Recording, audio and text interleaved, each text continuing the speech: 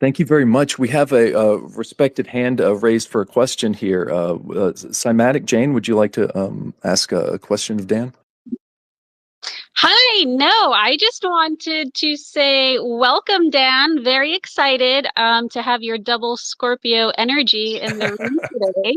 Where you go, there is spiciness and sass in the world of physics. So I think we are all very excited, and I just wanted to say that before the class started. Thank Yeah, you. sometimes I'm not that very diplomatic, but double Scorpios do that. Thank you, dear. Nice to meet you. Appreciate it. Yeah. So are we actually initiating a recording here now? Are we ready to play? Yeah, we're going. Yeah, that's Okay, perfect. good. What a perfect intro, because Cymatic Jewel actually helped piece together a bit of an intro here from some fun prompts with Grok on Dan Winter, as well as stuff that Cymatic Jewel presented. And here is the official intro for Dan Winter. All right. It's official. It's official. All right, interdimensional space cadets, strap yourselves into your fractal spacesuits, because we're about to blast off into the mind-bending cosmos with Dan Winter and his presentation, How the Universe Works According to Dan Winter. Dan Winter's adventure riding the longitudinal wave of fractality perfected spans 5 implosive decades, during which he has worked with brilliant minds such as Buckminster Fuller, Itzhak Bentov, Tom Bearden, Robert O. Becker, Korotkov, and Drunvalo Melchizedek. Today, Dan's unpacking slides from PhiRay.com that'll blow your mind harder than a phase conjugate supernova. We're talking charge collapse, the secret sauce where energy doesn't just fizzle out, but gains juice as it squeezes into a fractal hug, powering life, gravity, and maybe even your morning coffee if you squint hard enough. Expect wild visuals of golden ratio cascades, DNA doing the twist, and why the universe is basically a self-organizing love machine. From his goldenmean.info empire to his YouTube galaxy, Dan's been dropping truth bombs like how the Therify plasma gadget and imploder tech are the real-world Jedi tricks born from his theories. To quote Dan, if you take Planck length and time, the musical key signatures of the universe, and use simple powers of golden ratio fractality conjugation perfected, you get all the biologic negentropic variables, which is around 200 physical constants. Quantum biology is not subjective, it's fractally perfected. So grab your pineal pine cones kissing popcorn and get ready for a roller coaster through the physics of soul, the fractal field, and why Dan thinks the universe works like a cosmic DJ spinning phi ratio beats. Let's give a negentropic implosive cheer for the man whose collaboration with the brightest minds to show us how the stars and our hearts keep the party going. Dan Winter. Oh, that was cute. Thanks. So then, shall I proceed then? So, Please. well, how we're going to start today, it's like a 5 or 10 minute warm up, a little bit of an outline and teaser. And then the main focus of today does use some visuals. And the idea was it'll be a lot more fun for you if you have the visuals up while we do this conversation. We put the visual slideshow at phiray.com, PHIRAY.com/gain energy collapse. And the link is there at the web. So if you follow along on the slideshow, you'll have more fun. And note that the thumbnails are on the left. You just scroll left, and the thumbnails are clickable, and they're numbered, and we will be in sequence. And so you can follow along. And that's above in the nest, so to speak. If you look above us, everybody can click on that and follow along at home. Thanks, Dan. Great. Yeah, so we got pictures. And we're going to try to alternate with questions. That's one of the main reasons I came to here, because I know your questions are going to be fun, so it ain't too much monologue. And so the background physics for everything we talk about today, with most of the links, is all at planckfire.com, PLANCKPHIRE, the fire, the flame of Planck, planckfire.com. The book was #1 on Amazon Wave Mechanics for months.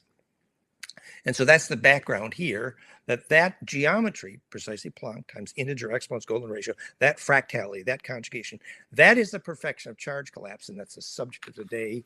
All negentropic centripetal self-organizing forces are generated that way, especially including the cause of gravity, the cause of consciousness, the cause of life force, the cause of all action at a distance, and many other things. The cause of lucid dreaming. So the little warm up here, and then maybe a few fun questions, then we'll go to that slideshow. So the idea of today was supposed to be, quote, the subtitle, The Secrets of the Universe, according to Dan Winter. The gravity which holds mass together is specifically implosive conjugate compression into the holographic fractality of the longitudinal array. Remember, longitudinal waves are the stuff gravity's made of, if you believe Bearden's equations. So what we want to do in terms of understanding the secrets of the universe is try to grok deeply the meaning of how the nodes, the places where the compression waves converge to make what's called mass, which are nodes in a hologram, obviously, and how some nodes in that hologram, atoms of mass, do better at making phone calls than other nodes in that hologram. Sometimes the sacred space would be an example. And we're going to use the plasma sphere of Project Looking Glass, which was a device to see into the past and future, to try to understand the physics. And we got some pictures of that, actually, as an example to begin to understand how this communication occurred. Other examples of how the communication happens. For example, the communication and telepathy will happen at sacred space nodes on the dodecacosa grid. Telepathy is commercially available there, and it's not available in metal buildings in ugly cities with electrosmog. And the reason for that is what we need to understand, that some nodes in the hologram are good for phone calls. They're called embedded in the longitudinal array. So we want to understand that. We're going to use the physics of scrying, the physics of the Olmec obsidian mirror, a phase conjugate mirror for ancestor phone calls, the chronovisor, the Vatican's example of Project Looking Glass for seeing past and future. As examples, we're going to apply that to pyramid wireless power. In short summary, pyramidwirelesspower.com, that the pyramid works and distributes wireless power specifically only because the Schumann harmonic cascade is a caduceus called a phase conjugate pump wave. That's why the pyramid was called the Hummer. And by being piezoelectrically tuned on the nodes of the grid, the compression at the pyramid piezo implodes capacitance. And that implosion of charge, due to the Schumann cascade being so well tuned, golden ratio times Planck, the pyramid then can dump out a coherent longitudinal magnetic field directionally into the array called global wireless power, only available at the nodes of the cross point of that array and not elsewhere. And that's a little bit where we're going to go very gently. We have a slide called Einstein's mistakes, and we have another slide called Tesla's mistakes. And we don't intend to pick on either wonderful, powerful, useful, amazing genius gentlemen, but being wonderful, powerful, amazing geniuses, they also made horrible mistakes as well. And unfortunately, when you see Tesla out on his lawn trying to light the light bulbs from the high voltage tower, and those light bulbs are not at the longitudinal nodes of the grid, it's proof that Tesla did not know how to locate the longitudinal nodes, the only place you can pick up global wireless power, pyramid power, and all the good stuff. And then when you see Tesla choosing 60 cycle, opposite to phase conjugate, the voltage at which the heart stops at the lowest voltage is horrible. It's anti-biologic for power distribution in most of America. Instead of a phase conjugate frequency cascade, the only way to produce coherent longitudinal interferometry, global wireless power, you can see Tesla really made some horrible mistakes because he didn't understand phase conjugation and actually longitudinal interferometry. Even though that was his big dream, was the death ray, he began to understand how to phase conjugate and make a longitudinal, but he didn't understand how to do that efficiently because he didn't read planckfire.com. What a shame. No. And then, so we're going to extend that conversation in the pictorial a little bit to looking at that same frequency cascade in the most important brainwave measurement of history. When we measured John Charles brainwaves, alpha to gamma cascade, powerful golden ratio cascade, alpha to gamma, just as he replicably bilocates, teleports with witnesses, comes back between stand between his toes multiple times. We know the physics of what enables him to teleport, and we have the graphic of his brainwaves. The coherent was off the charts. We know exactly why he was able to teleport. We're going to show the brainwaves. You've probably seen that before. But that's so instructive to the physics of how all stargates and portals work. He just before he teleports, he got this incredibly implosive brainwave cascade from alpha to gamma, all golden ratio. Off the charts coherent. You got to turn down the gain in the brainwave preamplifier. And then he sees where he's been in one eye and where he's going through the other eye Can you guess what's happening in his pineal gland? Hello, that could be a node in the array. What do you think that means? And the other thing we're going to mention, just as we introduce the slideshow, is my half a lifetime of work with Professor Phil Callahan, Tuning into Nature, and where he spent, he's the one who set up the physics of what became peaceuniversity.net. You could predict where war would break out electrically by measuring where permissivity and permittivity breaks down in the magnetism of the soil, the dielectric. And what means basically is if the charge does not go from village A to village B, they're going to make war. He found that out in the Amazon when you could predict when the next tribe was going to be headhunters. Because if the soil is paramagnetically conductive, the next tribe is going to be friendly. If the soil is not magnetically conductive, paramagnetically conductive, the next tribe down the river is going to shoot you. And then he proved it, Ireland, Yugoslavia, Israel. You could predict in advance where war versus peace is going to break out based on charge distribution efficiency, which is the physics of the word hey ave, heaven. And so restoring the magnetic flux permissivity of the grid is the physics of all peacemaking, because peacemaking is defined by the origin of negentropy. Hello. Anyway, so then the other little clue to what we want to play with in the slideshow, which is next, is going to be when we look at the clairvoyance. I worked with many of them, psi perception of quarks, occult chemistry, who saw the heart of the sun, the heart of the human, and the heart of the anu, 3 anu per quark in every atom. The shape of that slip knot, 7 spins outside, 5 spins inside, which was then justified with quantum physics in the book Psi Perceptions of Quark. Psi Perception of Quarks by Phillips. I knew him a bit. Anyway, so that's a slip knot, 7 spins outside, 5 spins inside, which obviously we now know is 7 spins tetracubic, 5 spins dodecacosa. It was a platonic nest of charge collapse. The reason heart muscle exists, the same 7 spin. The reason hydrogen exists, anu. The reason the heart of the sun exists, they saw the same anu. Hello. This was platonic charge collapse in essence. And that's what anu, sun god, means. So anyway, we got pictures about that, and that's where we want to go with the slideshow. So now I was about to start the slideshow, but if there's any fun questions now. I would like to maybe, go ahead, Jane. I have a fun question, but again, it can also be moved to the end if it's too much for now.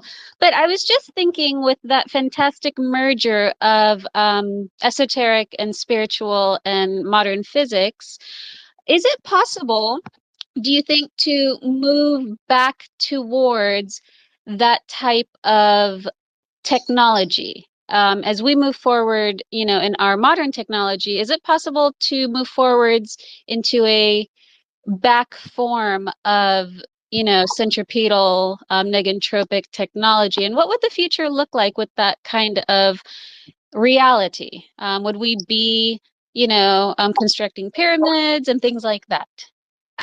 Well, the metaphor for how pyramids made global wireless power is a dramatic introduction to the fact that if our power distribution grid were phase conjugate and negentropic, the transformers would start to become self-aware, and then we'd really have to deal with how to have a soul in the face of AI once we define what a soul is, which is that implosion. It's a fascinating idea.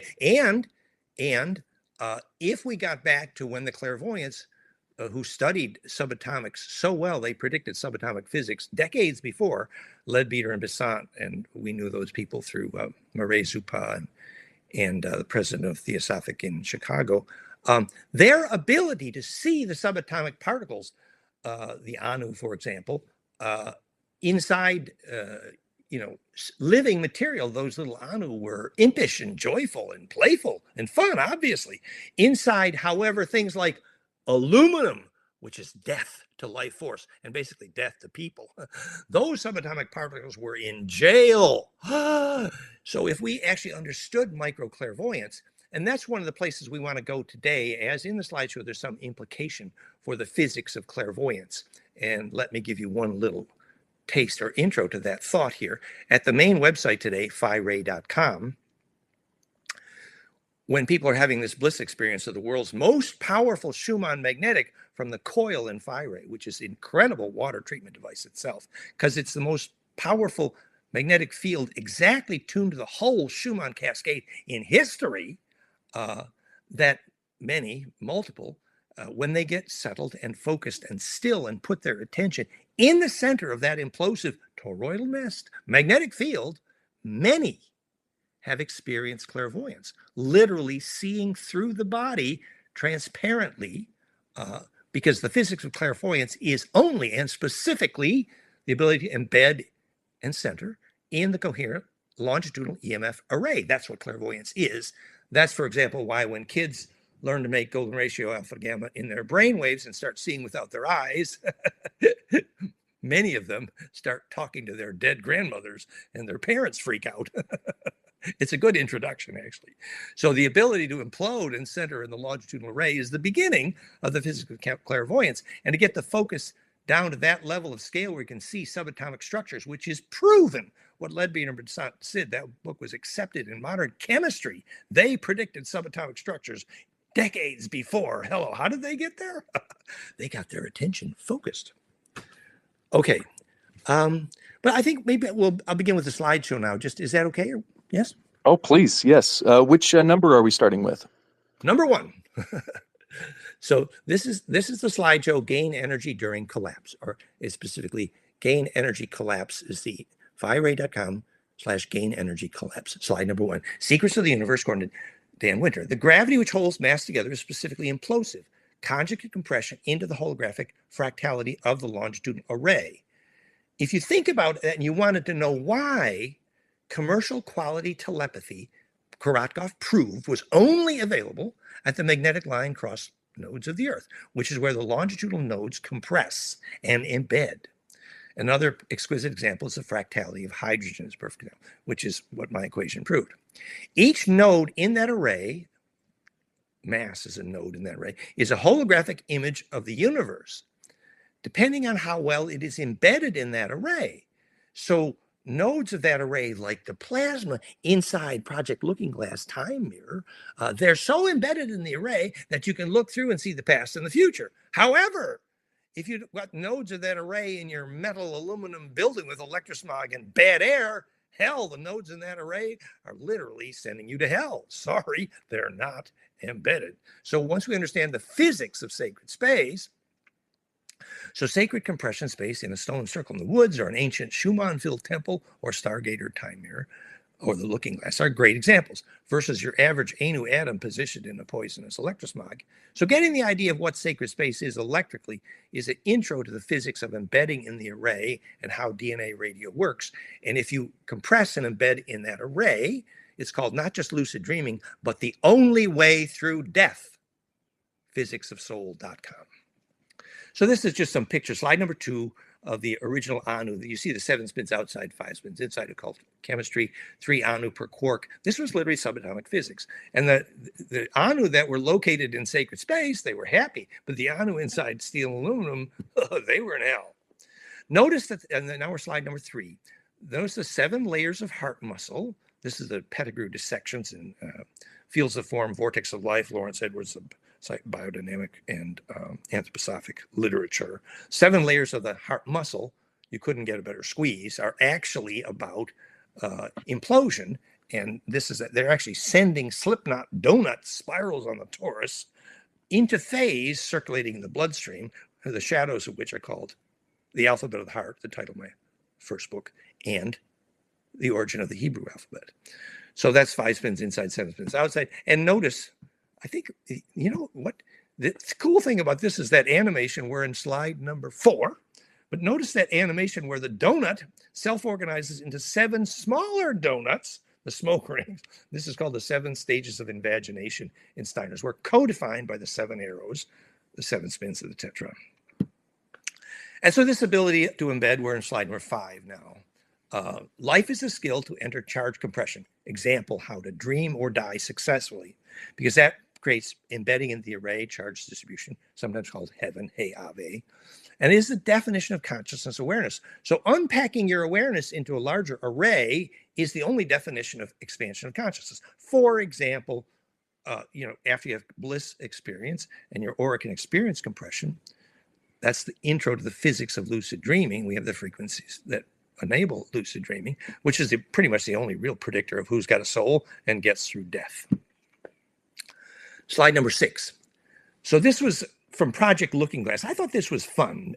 So if you look, what's happening here is you've got a purple arc, very much like the Ark of the Covenant, or actually very much like Tesla's whole career began when he learned how to use a carbon arc. Remember, carbon is a phase conjugator. And the Ark of the Covenant was called the mercy seat because who would sit there? A plasma domain, also named Dominus Vobiscum. I mean, God. So an implosive phase conjugate arc enables the plasma to embed in a much larger array. For example, our plasma technology, plasmafire.com, therify.net, and now firay.com. These create a plasma sphere, which can be used for many, many things, not just healing. If you had a little clairvoyance, a little training in scrying, for example. So this was called Project Looking Glass. Also, it's related to the papal Project Chronovisor, which we have a picture. So making the plasma recursively implosive negentropic enabled to embed in the larger coherent longitudinal array, the only physics of the Aboriginal ancestral memory, songline, dreaming track. Much like the phase conjugate principle, the coating under Nostradamus' scrying water cup, or the Olmec ancestor phone calls obsidian mirror, similar to John Dee's showstone for calling angels. So these were all phase conjugate mirrors to enable embedding into the longitudinal array. And this is slide number 7. You see this famous priest in the Vatican using the chronovisor. He's looking back at the Romans. Why? They needed to prove the story of Jesus. So the chronovisor was another example of these devices. So using the array and the physics of scrying is this embedding into the longitudinal. And this is an example of the carbon arc. Now, do you see the Buckminster fullerene there at the center and the embedding into the perfect implosive? We're in slide number 8. So fullerenes are an example, and I knew Bucky very well, and of course he didn't have a clue. But fullerenes are negentropic because they're conjugators. You get the magic space at the center of the fullerene because carbon, when you pop the quiff, I mean when you take an arc and carbon goes from tetracubic to dodecaecosa, the fullerene, which is our Star Mother kit here, and I have the model, but you don't have but the Star Mother kit is an example of a fullerene. So we want to talk about what happens where the conjugation happens at the middle, which is the magic 0-point negentropic place in the middle of the conjugate array. So next slide, number 9, is just a summary. Gaining energy during charge collapse, Planckfire.com, is the electric reason gravity exists and the reason objects fall to the ground. Implosive charge collapse, Planckfire. It is to the electric reason perception and bliss form in the brain synaptic array. Let's say we're going to say it, say we said it. No, say it and then say we said it.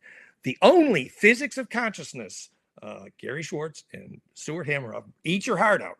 The only physics of consciousness that's real is the fact that in that synaptic array, the net of fireflies of your synapses, a liquid crystal vortex forms and implodes by golden ratio implosion, which is how we measure the brain waves. And this, for the first time, explains where your consciousness goes when you dream and when you die. Gary Schwartz and Stuart Hameroff, eat your heart out. Your little microtubule model of consciousness ain't going to say much about where was the physics of consciousness while you were proven to be outside your body. You were a plasma vortex, obviously. And what made that plasma vortex stable enough to lucid dream and take memory through death? That's the subject of physicsofsoul.com. It's literally implosive compression into coherence propagated into the array. That is the physics of whether you have a soul.com.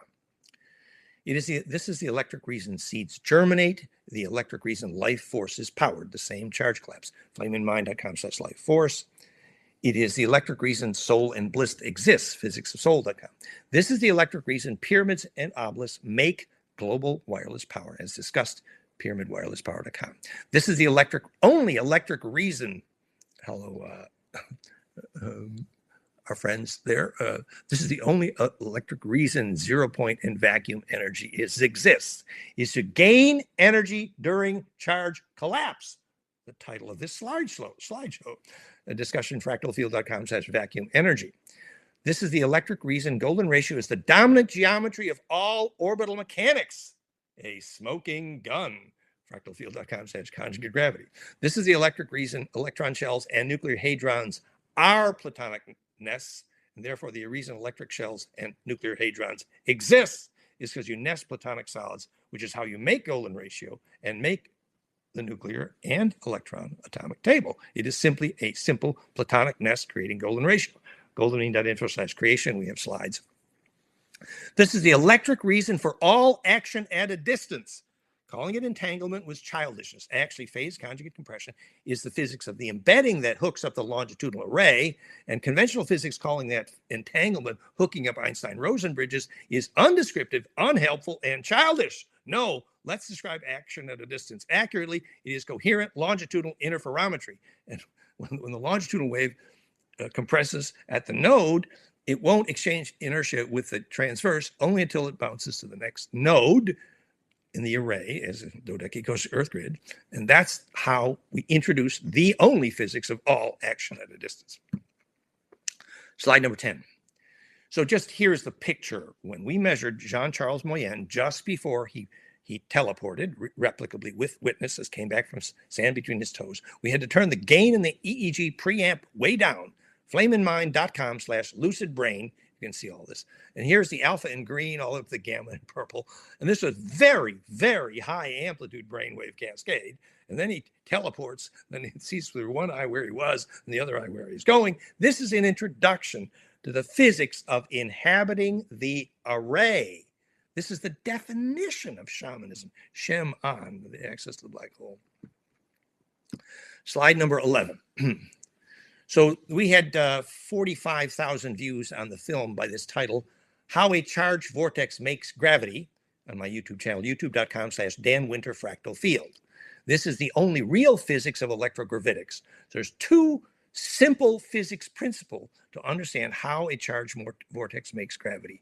I'm going to skip now to slide 13. So looking to the left, the transverse up and down wave is approaching the vortex in the center, slide 13. Then that travels down the caduceus side view of 10 spirals of golden mean on the cone, which we've proved is the perfection of all vortex, all platonic nests, and specifically equations prove this is how hydrogen is built.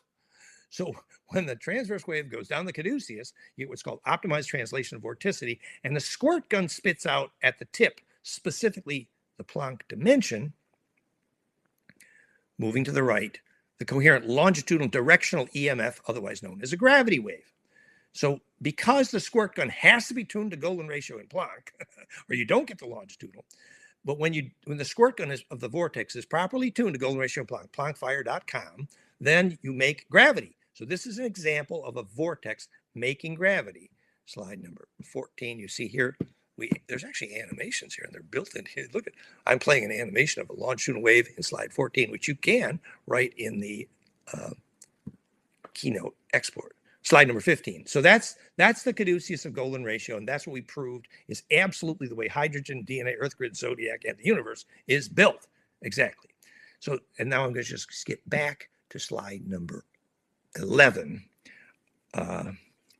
We want to see something else in that vortex. Okay, so we go down the vortex and we create a longitudinal because of the squirt gun tuned to Planck. But the other part of this, there's a slide I'm missing here.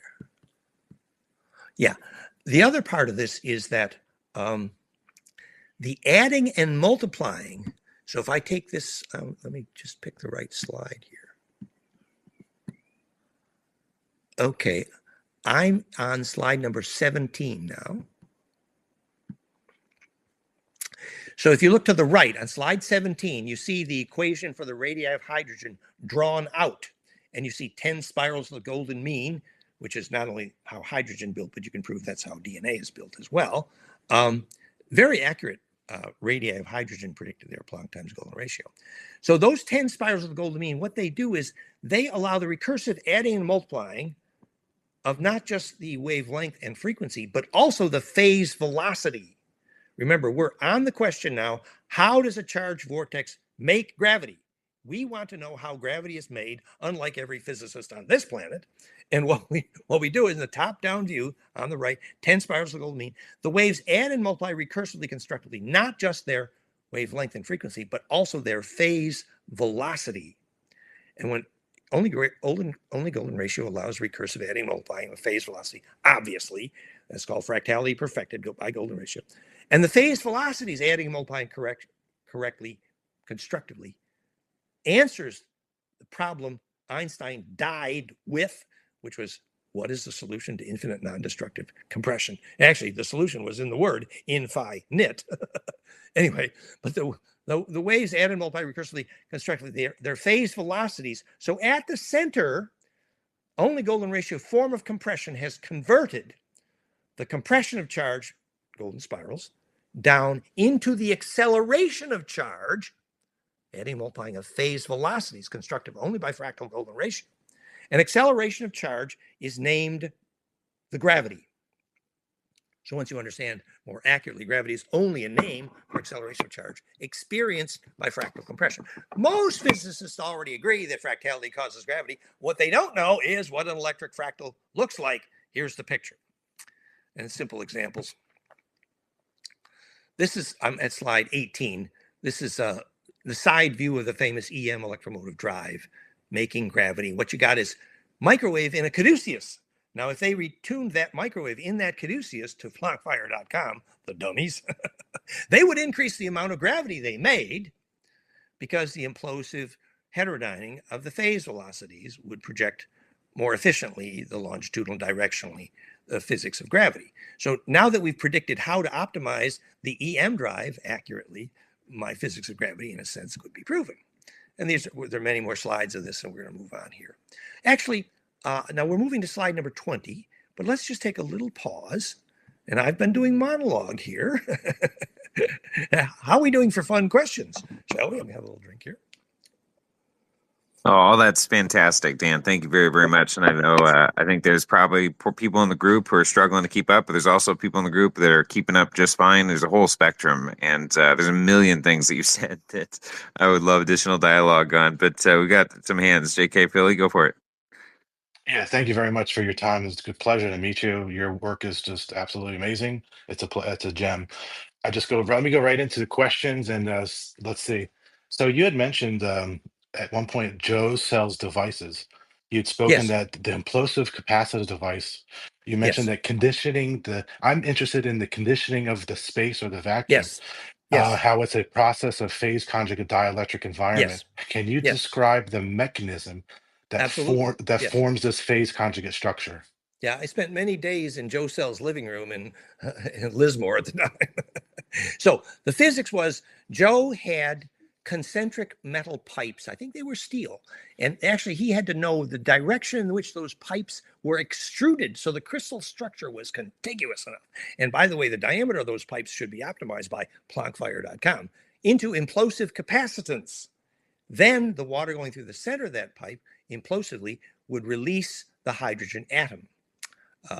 And it's true. He said that you would then start the process of releasing the hydrogen, but the implosive capacitance projecting into the longitudinal array means that the longitudinal energy propagating nearby would be required to condition the space. And I'm probably the only electrical engineer on the planet that could explain this, if I may say so way too humbly. But the thing is, actually, let me give you an example. Sure. If you're driving this thing along and you're running on imploded hydrogen, sometimes called hydrogen nanogases, there's 100 names for this. Magna gas, oh my God, Brown's gas, 100 names for HHO. But it's a certain quality of hydrogen that hydrogen gas will proceed like a plasma and is syrupy. But if you drive that car running on 0-point energy hydrogen and you park over a railroad track, that thing is going to quit. And understanding the physics of why is instructive. It tells you why railroad tracks are murderous to the living Earth grid also.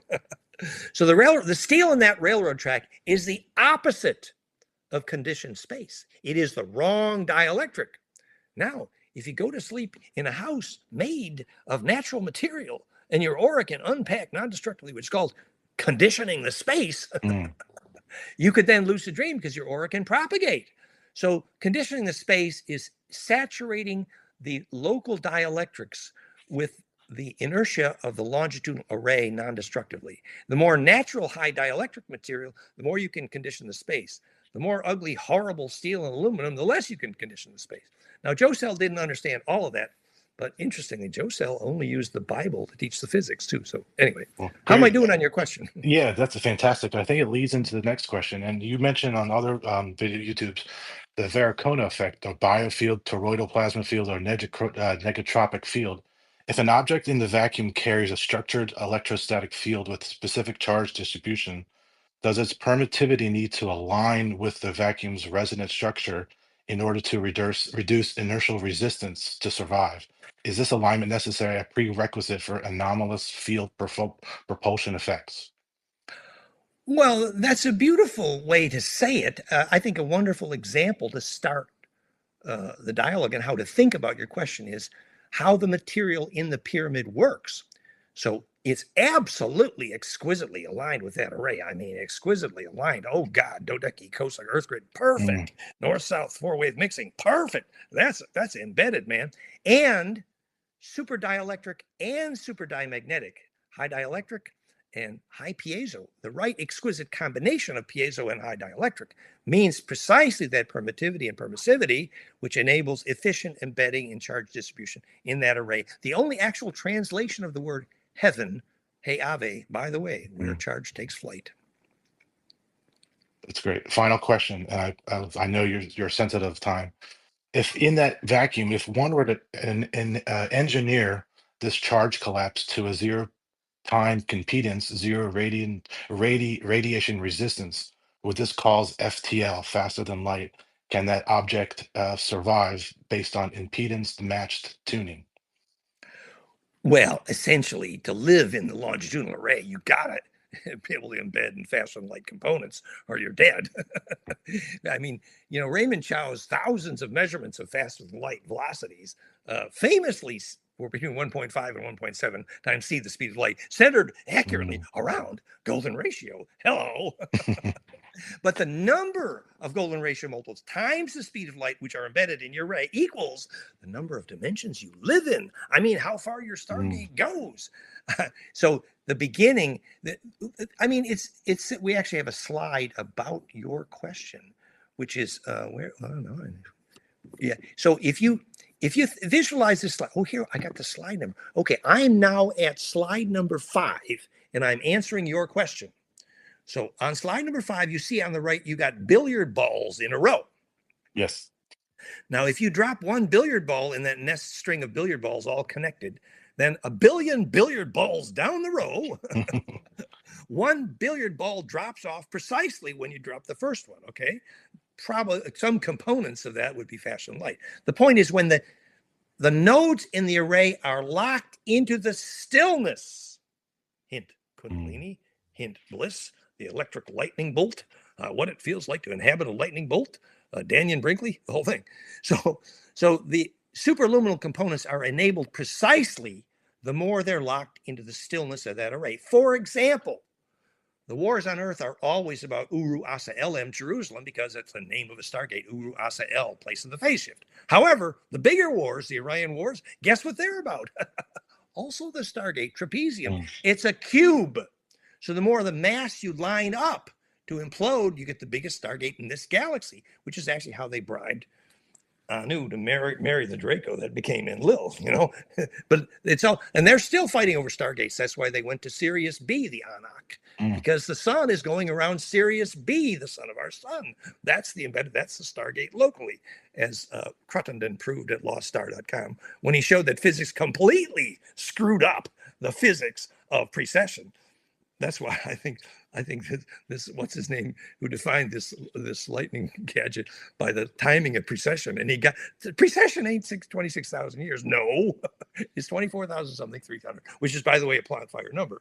So it's a long story, but the physics of the centripetal force of what's called stargates and this ability to embed in higher frequencies than the speed of light entirely depends, literally, precisely upon embeddability. That's the summary.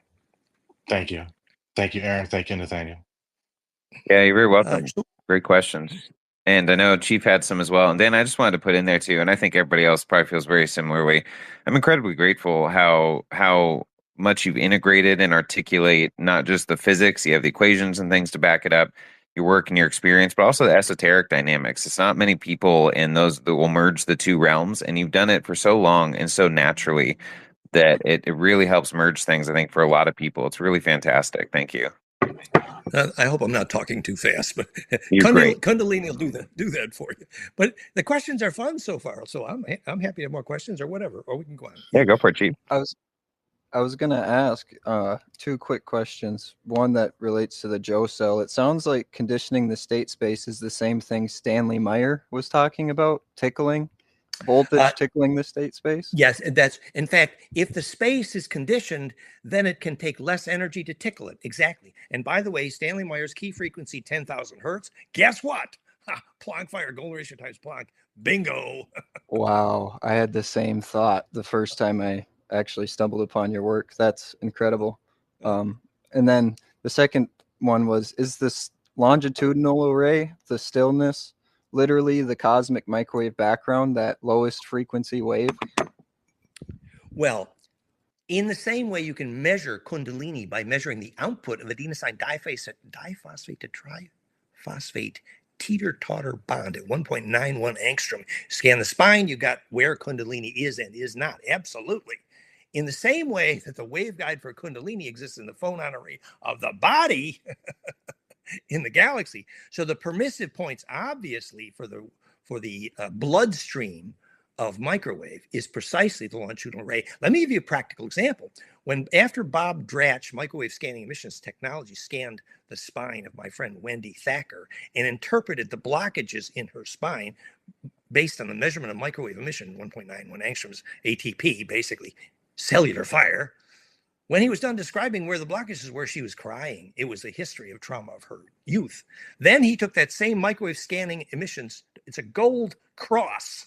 Microwave antenna physics is the best intro to the physics of magic. Absolutely. Anyway, he took the same gold cross, incredibly high gain microwave amplifier, and scanned the horizon for biologic microwave exquisitely and proved that biologic microwave is exquisitely tuned and conducted precisely by the geometry of the Earth grid. So not only is the answer yes, but we can prove how.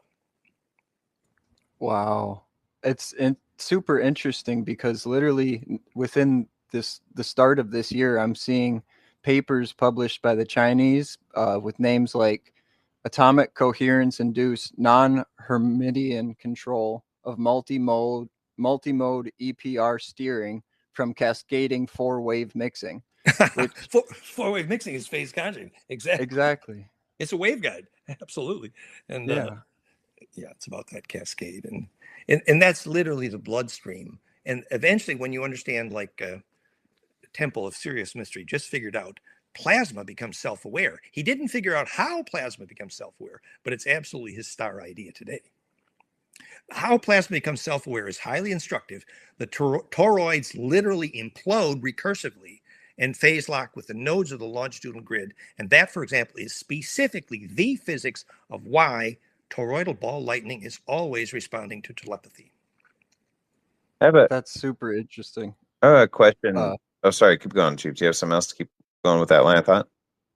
Yeah, in Bedini and Bearden's book, it's on page 68. It says the waveforms from the energizer are telling us a new story. If we take the scope and expand these waveforms out even further, around 50 megahertz, the waveforms look completely different, which means basically that the ions were moving backwards or gaining energy through a collapse, if I'm not reading that incorrectly. So it seems like Bedini and Bearden also have this frequency-dependent longitudinal array idea. Bedini's over unity battery charging and Bearden's MEG, the MEG. These were all examples of recursive charge in the case of the transformer, or also Sparky Sweet's vacuum triode preamp. Same story. All of these stories are tuning recursion, either in inductive, capacitive. There's 100 ways to tune recursion, but the tuning algorithm is always blankfire.com. And if that recursion is perfected, then you will have charge collapse, which gains energy during charge collapse, which defines all 0-point energy devices for sure. And their 50 megahertz number is close to Fly ratio? 50 megahertz. I'd have to check. 50 is absolutely magical. It's actually 449.99 something. 50 hertz is the most often mentioned healing frequency in all the cancer literature, for example. It's very phase conjugate. That's why countries on the planet with 50 hertz can do nanotech industry, the most important industry on the planet. Countries like America with 60 hertz have zero chance of ever doing carbon nano growth. This is called Tesla's mistakes. Wow, thank you so much. I have endless more questions, but I'm sure we want to keep it moving. Was there any other questions should we do, or should we want to continue the... Yeah, one more just on those dynamics. And Chief, I definitely want you to ask I know your B question later on at some point, so definitely hold on to that, whatever else you got as well. So we're talking about you're talking about the railroad tracks, aluminum buildings, hindering or dampening the aura, if you will, Yes. or biomagnetic field. And I really like how you talk about lucid dreaming being a indicator of being prepared for death and whether we're able to implode our own field and steer our own plasma. So I think you've used that terminology before. That I think it's a good one people can relate to because everybody has dreams. Not everybody has lucid dreams, but everybody has dreams. The question I have would extend more, I guess, probably into conceptual physics and your articulation of what happens to the soul after we die, steering projection, the plasma in a room, and also astral projection. And we've had questions about, so what if you touch aluminum while you're astral projecting? I could see it collapsing the way back to your body, but let's say you're disembodied, your body, your avatar is dead. There's nothing to return to, and now you're a ghost or a soul that is now transversing out of the body. What happens if you collapse that wave then? Where does it go? Yes, the physics of lucid dreaming slide is slide number 152. Note on the bottom right, the university study on the frequencies most triggering lucid dreaming, 25 and 40, are reasonably close to the phi harmonic cascade, which later then we proved theraphi.net and now phiray.com is a dramatic lucid dreaming trigger. And here's the slide from our Theraphi website blog showing the triggering of lucid dreaming with the same Planck fire frequency cascade of implosion, causing the aura to be centripetal. So when the aura gets centripetal, what's squeezed out the squirt gun in this case is the ringing, and I literally mean like how you would ring a rag, the ringing of the DNA helix as it recursively braid implodes, in many slides about that at goldenmean.info/DNA manifesto. So the DNA ring implodes phonon braids, and we know the phonon braid of DNA is the physics of how bliss and heart coherence braid DNA. We've measured that. So the DNA braid implodes and compresses and spits out at the center of the implosive braid of DNA coherent longitudinal EMF called the Kesjan body, the rainbow light body, or the Ba from the Ka. So that coherent radiance is then the ability to embed in the local array and the trigger for lucid dreaming, obviously. And now what gives you leverage to trigger ability to steer in that dream? It's called intent, but what does that mean? If you think about it, if you visualize one Hebrew letter accurately, once you know that it's a simple spiral on a torus at the correct phase angle to embed in the tetracube. So if you visualize one Hebrew letter accurately, like a rabbi making a golem, and fills the optical cavity, then that angle of plasma donut at the correct angle is spit out, programming smoke rings into phase lock angles, the physics of creation, actually, which is controlling the phase angle of your optical cortex as a magnetic domain donut. And when you spit out the donuts in the right symmetry sequence, obviously. So that's an introduction to surfing the long wave Uncle Joe. I mean, riding the long wave, I mean, surfing. So it's literally a symmetry index algorithm, which determines your ability to embed in that array. How to steer in a lucid dream. Another example would be, the painful mind meld with an Orion Queen Mog Draco is called a vice-like grip. Well, what made their aura so vice-like? Hint, centripetal force. So people who are asking me, and we have people who are our friend here, the astral Orma, they need to get more centripetal in their astral battles. How do you do that? You get your aura more centripetal. We teach brainwave, golden ratio, etc., measurements to get more centripetal, because either get centripetal or get dead. That's the bumper sticker. But anyway, so this is the intro to the leverage in the array, the physics of lucid dreaming. So when your aura gets coherent enough to have longitudinal emissions, that's the beginning of physicsofsoul.com, absolutely. And that array called the astral is actually other harmonics, specifically golden ratio Planck harmonics, into the longitudinal array.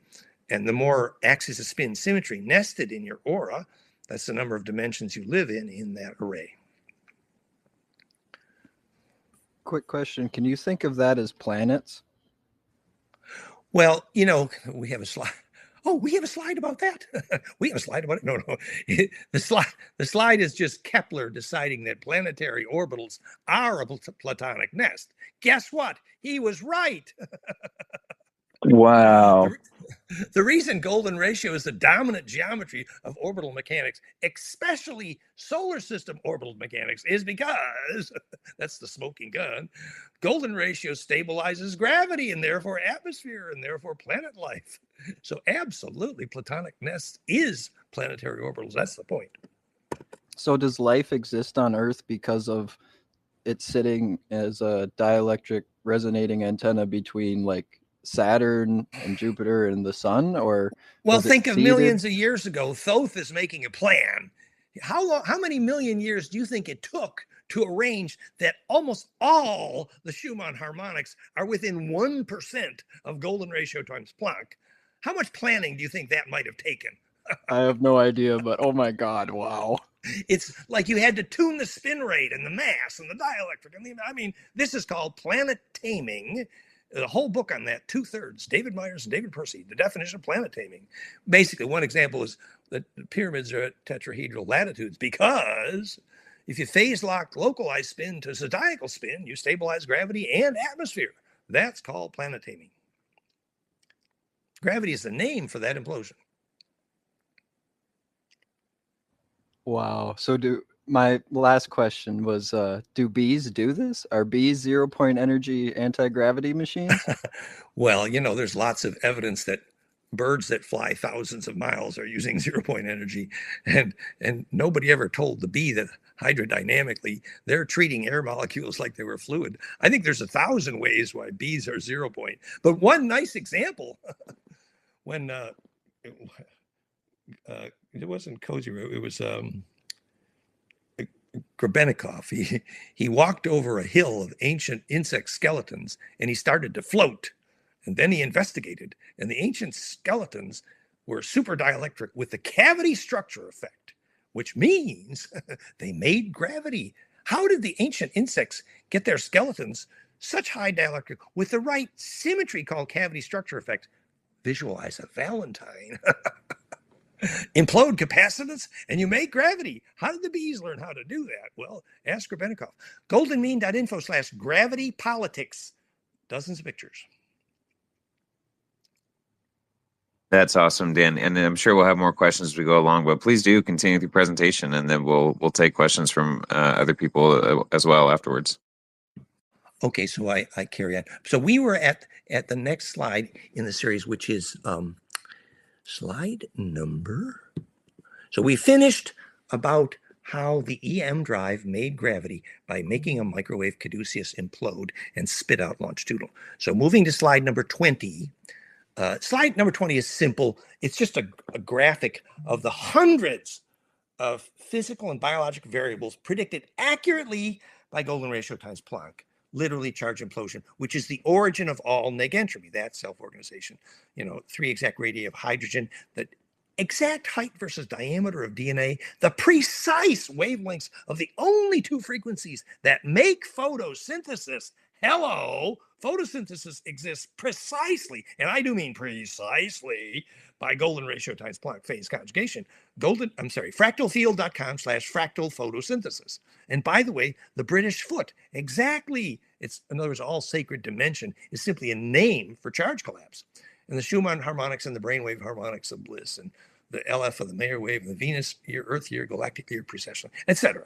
So this is all at plankfire.com and also the companion site, which is lfi.link. Hundreds of variables. And here in slide number 21, we have the actual mathematics and examples from the cascade and examples of where, for example, the 131 hertz, precisely Planck fire of the Ark of the Covenant. Remember, the Ark of the Covenant was a name for a capacitor that reduced radioactivity because of charge collapse, which was its primary function.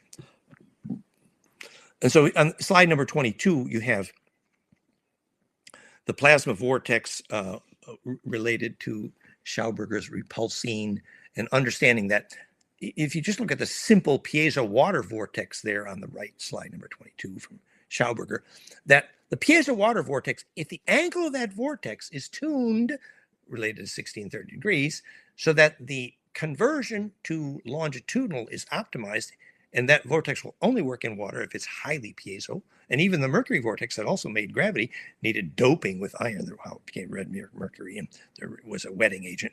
So the bottom line is those vortex only made gravity if their angle was correct to collapse, implode the charge into directional longitudinal EMF named gravity.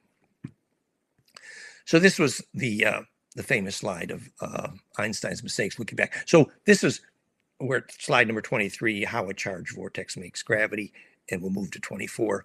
Slide number 24. Any confused physicist who tries to tell you gravity bends space-time, an unhelpful, unclear use of language, first of all, doesn't know what gravity is, charge acceleration due to fractal implosion, and two, doesn't know what time is, relative spin rate for charge only, and thus has not even begun to deal with the most elementary physics of Sufi.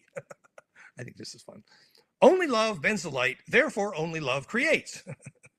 Remember, if charge doesn't move into a circle, it doesn't store the inertia called mass. So there's no creation without bending light, that's for sure. But why does low phi, long wave phi ratio, love bend the light? Well, so the implosive conjugate Planck fire compression of charge, which causes gravity, is the only way the wave path of charge is bent. Only love bends the light. Meaning the wave path of charge is bent, fractally attracted from charge in a line, named energy, to charge in a spin circle, storing inertia, named mass. Hence, creation.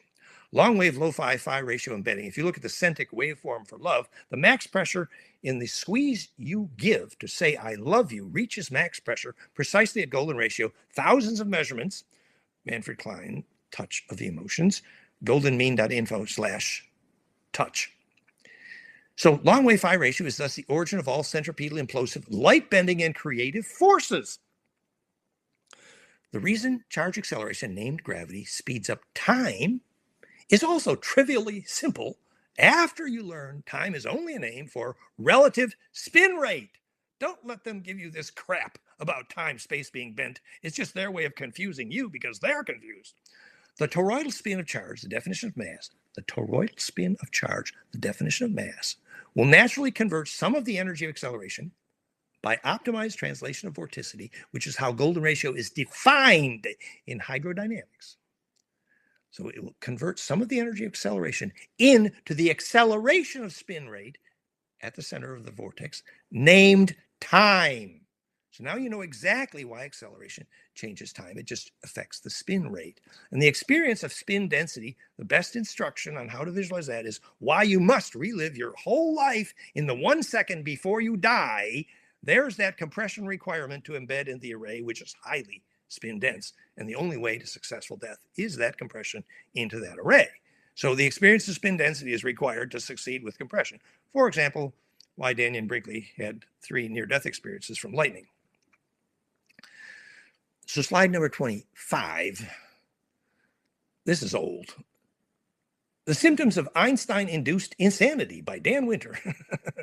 Not having a clue why objects fall to the ground.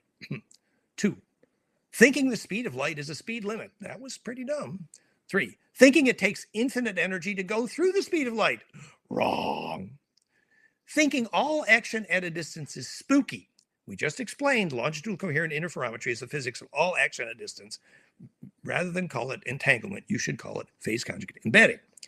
Next, not having a clue what the ether is made of. Is it a compressible superfluid whose compression and rarefaction is charge, plus and minus? This mistake reflects the schizophrenia rampant within fractally unified field science. Some who might still believe gravity and electromagnetism were made of different substance. We recommend hospitalization for schizophrenia to those. Incorrectly and weirdly believing space-time is somehow bent. Wrong. Instead of clearly understanding precisely what is bent by gravity, for example, is the path of compressible charge wavefront trajectory. The wavefront of the charge trajectory is what is bent, and it is not space-time that's bent. Last, not understanding that both mass and time are simply created and defined simply by the inertia and period of charge rotation. So you get charge to rotate, you measure the inertia stored, that's called mass. You measure the period, that's called time. So charge rotation is the only definition and origin of both space and time, of both mass and time. And now we skip to slide number 27. Well, it's about Stephen Hawking, so we're not going to carry on here. On slide number 28, we're talking about, this is all useful. We don't need to do all this now. I just wanted to go to slide number 30, where we zoom in a little bit on Tesla's mistakes, which we already discussed. Our purpose isn't to pick on these guys who made the best contributions in history. Our purpose is to understand by making those contributions, they also had to make huge mistakes. And so Tesla really, by not understanding the origin of life, because he didn't understand phase conjugate compression, really didn't understand how longitudinal interferometry worked, not only did he not succeed with global wireless power, he did not succeed with plasma interferometry, his ray gun. I mean, we even know how Luke Skywalker's lightsaber worked once you understand how you use microwave to make coherent longitudinal interferometry. Anyway, slide number 31 is about, here's on top is the frequencies which Antoine Priory used to heal thousands of cancers, 3, 10, 32, 80. And here is Dan Winter's equation above, which is the actual frequencies we used for therify.net, and now even more powerfully at phi-ray.com. So this is an incredible time reversing potentially, but it's at least very negentropic, and it's very blissful. It's extreme Kundalini trigger. I can tell you that from personal experience. So check out phi-ray.com. And this is the same harmonic series in the breath, in the brain waves, in the HRV. It's all the same harmonics, and it maps perfectly on the Schumann harmonics, which is the brainwave harmonics, which is the spine liquid harmonics. They're all the same phase conjugate pump wave.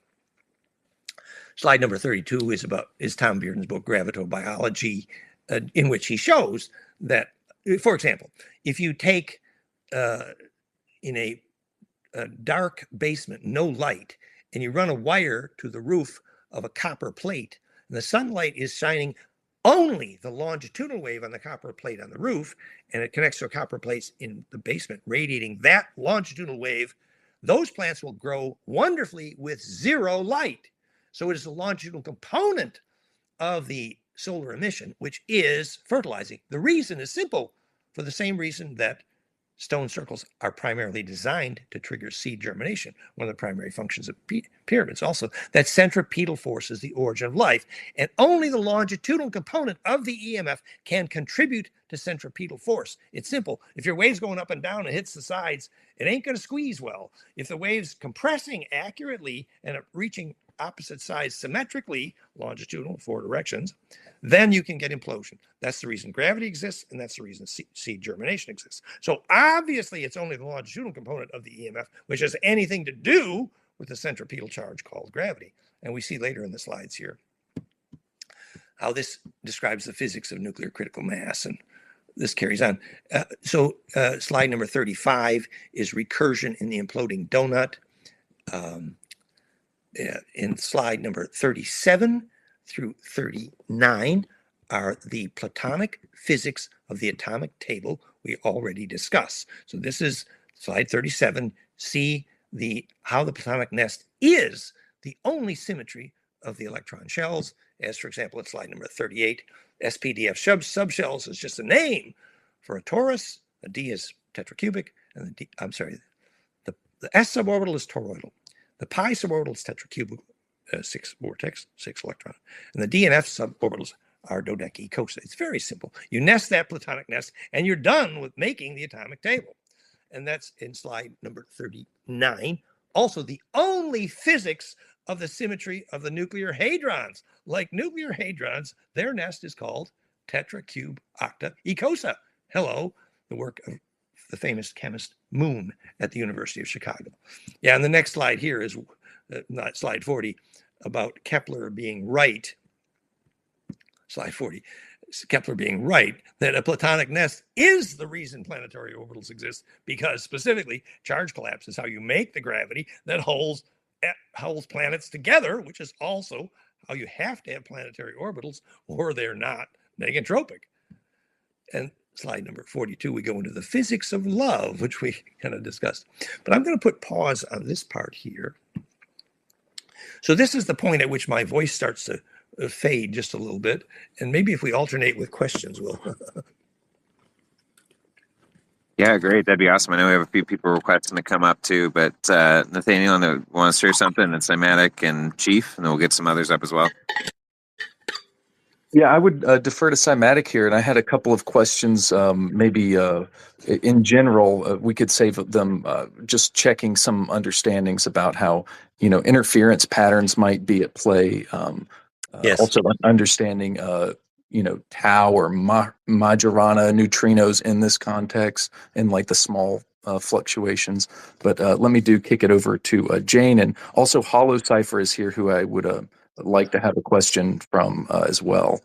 So I just wanted to pop in, not with a question, but just to let everyone know that Tufen, which is Dan's associate, and who creates all sorts of really cool models, is in the chat and has posted a link in the, I think you call it the pill, and information in there. So thank you, Tufan, and welcome. Tufan is geometricmodels.org. He has all of our tools and toys and the Star Mother kit and many things. Geometricmodel.org. Geometricmodels.org. Tufan, thank you for coming. Cool. Yeah, and let's go. We've also got in the pill down there, the chat on the bottom right. Mr. Wolf also posted he has a Therify device at home. It's on either side of his bed, at top, or the head and the foot of his bed. So there's definitely avid Dan Winter technologists and enthusiasts in the chat as well. And Chief, unless you had something, love to go hear from Hollow Cipher and God Sauce. Yeah, just real quick. I've been writing down notes as you're talking. So basically, our gravity is very special here on Earth, and longitudinal EMF is like sound, and it resonates as the light radiates, all from this toroidal moment, if I'm understanding it correctly. Sound is a useful example of longitudinal propagation, but longitudinal EMF is not the same as sound. Longitudinal EMF is the compressional component of the electromagnetic wave, where the compression variation is traveling, the wave of compression is traveling parallel to the direction of propagation, which means when it arrives, it can squeeze symmetrically. Example, tsunami. The tsunami under the ocean travels at the speed of a jet plane, and a boat on the top does not know the tsunami just went underneath. That is a longitudinal. When the tsunami arrives at the shore... This space was downloaded via spacesdown.com. Visit to download your spaces today. The taper of the shoreline, the curvature, converts the longitudinal component to the up and down transverse, and that's what kills you. But so the transverse is the heat-containing component of the EMF. So you have to switch back from the longitudinal propagation to transverse in order to store heat at a distance. And fusion energy on this planet would take a breakthrough if physicists understood that is the only physics of heat containment at a distance. But the longitudinal array is like everything we see. It's everything that radiates light. Well, where the interferometry is constructive, the primary component of that would be longitudinal, because the longitudinal inertia can bounce and be stored there. Obviously, every wave, like every wave in water, has some transverse and some longitudinal, but where the inertia is primarily longitudinal. The problem is that physics knows how to play with the longitudinal component of air and sound very well, but you ask a physicist how to pick up and send longitudinal EMF, and they'll scratch their head for a lifetime. It's like the Princeton Noosphere Project noticing that on 9/11, the capacitance of their random number generator predict when 3,000 people died at that moment. What they do not know is the capacitor they call a Josephson junction in the random number generator they're looking at for the Princeton Noosphere project to measure global motion. In fact, that Josephson junction capacitance is more able to pick up the longitudinal component. That's the mechanism. That's insane. That's literally how put-offs work too, right? Oh, yeah. Ground- Yeah. Well, yeah. It's a long story. Yes. Yeah. Hal was working with Dave and a little bit too much military there, I think. But anyway, go ahead. Awesome. That's great. Holocipher?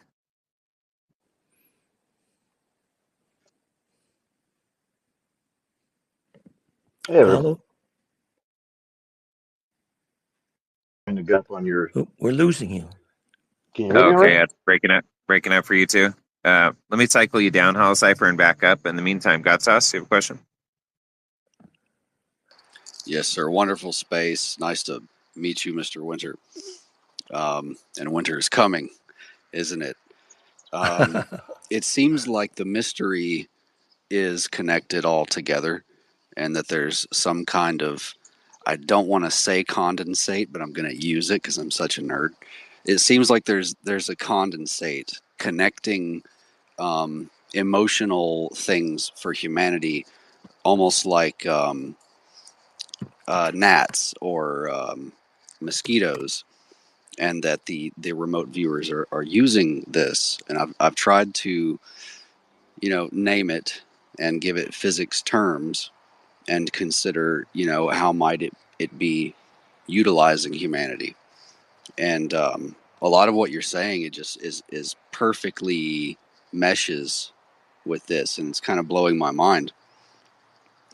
I mean, it's like now that we know that lucid dreamers need the same thing as a telepath.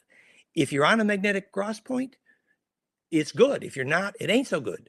The same thing with cathedrals and labyrinths and remote viewing and astral projection. Magnetic line cross points enable all of that because they enable longitudinal. Another example, the reason Agnihotra has to happen at sunrise and sunset, hello, that's four-wave mixing longitudinal embedding. That's the reason it works and creates fertility. And condensate is, by the way, exactly the right word. I love it. And by the way, I see you're a Reiki teacher here. On our goldenmean.info/kit, Star Mother Kit graphic, the Reiki Master symbol dichomio origins actually is the angle to implosively embed in the cubit to the dodec, which is the turning point in all platonic nesting. Dichomio, So the spirit power. The dichomio of Reiki is the turning point to create implosive compression. Exactly.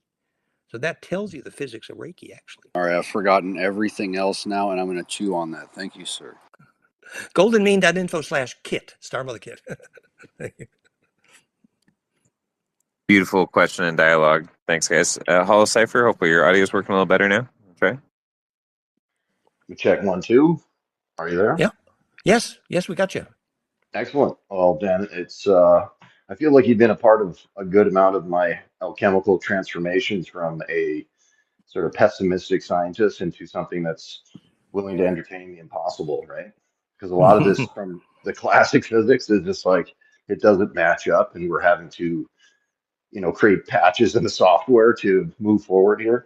One of the things that really kind of stood out to me, and you were kind of riffing on this before with light and gravity interface, and there was something that was always bothering me. There's something that Bob Lazar said in one of his briefings, and I could never find it because I just didn't know. I wasn't looking up the right title. I didn't remember it. It was where he was doing a briefing in a military tent of some kind. It was small, like maybe room of 20. And somebody asked him in the audience, and I'd never heard him comment on this before. And he never commented on it again, as far as I know. So one of the guys in our community, Grider, took all of his interviews and put it into one sort of PDF. If you look up Grider and you want to follow this, it's on his tree link. And I downloaded the whole Lazar file because I'm like, it's got to be in there, right? So I put it into ChatGPT real quick, and I said, what was the frequency Bob was talking about? And it came up immediately. And here's the thing, I knew it was a single digit frequency, which automatically puts us in the ELF range. All right. And I knew it was somewhere in the Schumann band, but it was 7.46 hertz. And that's exactly the frequency. I know that light takes to travel around our particular geometric circumference. So I Yes. want you to, like, I think this is worth kind of getting into, that there's some tie-in here with light and gravity intrinsically having to do with, our Well, mass it's a ratio. frequency signature. Yeah, it's a Yeah, frequency yeah. signature precisely. The actual Schumann 7.29 hertz. I'm sorry, the theoretic Schumann Planck-Golden ratio is 7.29. The actual Schumann 7.83. And if you calculate that distance out, ratio 7.29 to actual 7.83, you come to the actual physics we've measured in dozens of pyramid sacred sites. The theoretical be 50, but the actual is 53. And now we know exactly why. Because the charge collapse on Earth, almost Planck fire, is retuned from 7.29 to 7.83 hertz. Now his number is about halfway between. Bottom line is, if you want gravity or 0-point energy, you must do only exactly that charge collapse. And that is the frequency signature. That's the point. And that's all at pyramidwirelesspower.com, the graphics of all those frequencies. So would you say then the photon is somehow coupled to gravity in a unique geometric way, a torsion way? How, like, there's some interesting dynamics here to also the sort of the coupling between the sun seems to be playing like an intrinsic role. Like the other thing that kind of stands out is T. Townsend Brown's experiments were being affected by what he called sidereal radiation. And of course, these are intrinsically tied between lunar periods of 27-day and the inner rotational period of the sun at 27-day. And these can't be intrinsically connected in this synchronized way just by chance, right? So there seems to be like a spintronic resonator to the solar system that's coupled with gravity fundamentally. The physics of astrology is almost exclusively coherent longitudinal interferometry, and the perpendicularity of the solar system with the galactic equator is the physics of the photon cloud and the physics of rapture. It is the ability to embed in the long wave coherently when they rise from the dead, for example. You do not want to be the left behind. That is coherent conjugate longitudinal interferometry, the only physics of astrology. Absolutely. And by the way, do you know why Townsend Brown was baking egg whites to make them float? Sounds like a riddle here. Should I be guessing? Well, he was optimizing the dielectric. And then if the dielectric adds curvature, then you have implosive capacitance, which is how you make longitudinal. So these things fit together perfectly. And yes, understanding astrology by the right phase angles, which is everything to do with, we started by saying your telepathy and your healing and your magic and your therapy and your plasma and your cathedral and your labyrinth and everything you do and your lucid dream and your death will all work better if you're at a magnetic cross node, but they will also all work better if you're at sunrise or sunset, or if you're at equinox or solstice, or if you're when the galactic equator goes perpendicular to the solar system equator. It's all about embeddability. And the longer the wave you can embed in, that's your leverage as you grow between dimensions. So Dan, just one final up with this. Considering that the Giza pyramid, and I'm going to somehow speculate here that a mass amount of the megalithic structures were tuning into the Schumann base frequencies to sort of bolster or maybe even buffer planetary solar interaction effects. And we may be at the precipice of a sort of geomagnetic punctuated equilibrium like moment. Would it not sort of behoove us to sort of reignite the flame of what was? In fact, we have conversations with Thoth every other day with friends here, and they're telling us it's urgent. It's the bumper sticker, get centripetal or get dead. If we don't get more centripetal here, we don't have a prayer in the solar wind. And the dodecacosa exquisite geometry of every pyramid and sacred site on the planet is a good intro. Either you make gravity or get blown away. It's absolutely, our survival depends on making gravity. And for that, we need to teach our scientists why object falls to the ground. goldenmean.info/gravity politics. And was Buckminster Fuller the first one to tie in gravity and love together? Do you know that? Who was? Sorry? Buckminster Fuller. Who? Was he not the first one to tie gravity and love together? Well, a lot of people. And if you have any stories, like personally about him, I'd love to hear anything you got.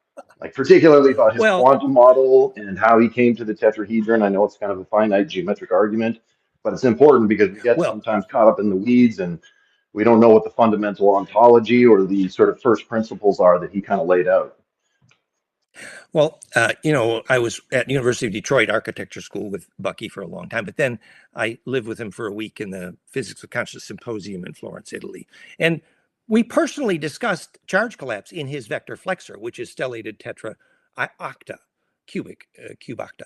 And basically, his vector flexor was, and his idea of optimizing all structures with tetra for maximized use of material, this was genius. It was wonderful. It was optimized structural integrity. However, I have to say, and as an electrician, maybe this might sound like a criticism, Bucky did not have a clue of the meaning of charge collapse, charge implosion, and how that caused life force. And there were a lot of serious, I mean, those metal dodecaecosa geodesics are some of the most geopathic structures on the planet. I mean, the geodesic designed by Bucky and installed by Denver in our community in North Carolina in Waynesville Circle of Life, it was the most geopathic structure in history, practically. First of all, a sphere is geopathic by definition, but which means it's monoharmonic, the opposite of life. So, and even though later the collapse of the tetraocta cube, the vector flexor, was used by Tom Sawyer and many others, including Nassim, to model perfect charge collapse, which is wonderful. And perfect charge collapse is beautifully modeled by the vector flexor jitterbug, and it's on the website on the Star Method Kit. Bucky had no clue of anything to do with anything electrical ever. He was a very, very sweet man, but there are some limitations. That's just my humble 2 cents. Yeah, it might have overwhelmed him. He seemed to focus really purely on the topological and the mechanical. interchangeability. Yeah, and he was a genius, absolutely. but you know, electrically, unfortunately, and that's why the Buckminster Fuller Institute, those people, I'm sorry, but I think they're clueless. They do not know that all that geosphere dynamic stuff was creating geopathics architecturally horribly. He didn't know that a building had to implode capacitance to make life instead of death. He didn't know. Which kind of gets us to Wilhelm Reich, right? Sorry, Chief. Well, yeah, and see, by and Einstein was actually supposed to evaluate that, remember? And he backed out because he couldn't explain the entropy coming from Reich systems. Because he didn't understand charge. On the word orgone instead of using the correct electrical term, which is implosive capacitance due to alternating dielectrics. If they had used the right, and James DeMeo refused. I mean, I knew him for years, but the leading Reich teacher on the planet. And even his function of the orgasm, frankly, he didn't understand the function of the orgasm. He didn't understand anything about bliss. You know, Reich was a genius, but I'm sorry, it sounds like I'm picking on these people, but he didn't know that charge collapse was really the definition of orgone, didn't really know what implosive capacitance was, and he didn't know the function of the orgasm, even though he wrote a thick book on it. Didn't know what Kundalini was. I'm sorry, but you know, let's call it spade a spade here. Anyway, this is my humble double Scorpio opinion. It's a fantastic perspective, Dan. Thank you, Aaron. Thank you, Daniel. Yeah, you're very welcome. And Dan, you're very free to speak here. I mean, you're in good company, and yeah, absolutely. Chief, I know you're about to pop in. Then we got Samayak Jewel, and we do have a few other speakers that are on stage and even waiting to speak, Dan. But I want to submit that to you. Would you like to engage in more conversation, or would you like to continue on with more of the presentation? It's totally your call. Maybe let's do another question or two, and then I'd like to take a short break. And then anybody else or whatever. Okay. Flexible. Absolutely. Yeah. And if you want, so does it sound like once you do a question or two and you take a break, you want to come back for some more engagement after that? And we'll just talk amongst ourselves while you do that. Is that what it sounds like? Yeah. In fact, you know what? I'm going to take a 2-minute right now. Great. I'm going to take a pee. Absolutely. Yeah. Just give me 2. Yeah. Sorry. No apologies. Glad to have you. We got enough to stew on. Yeah, absolutely.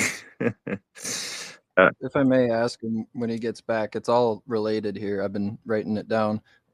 Townsend Brown basically was looking for implosive capacitance, which is wave conjugation. Dan is basically saying that the structure of something makes function.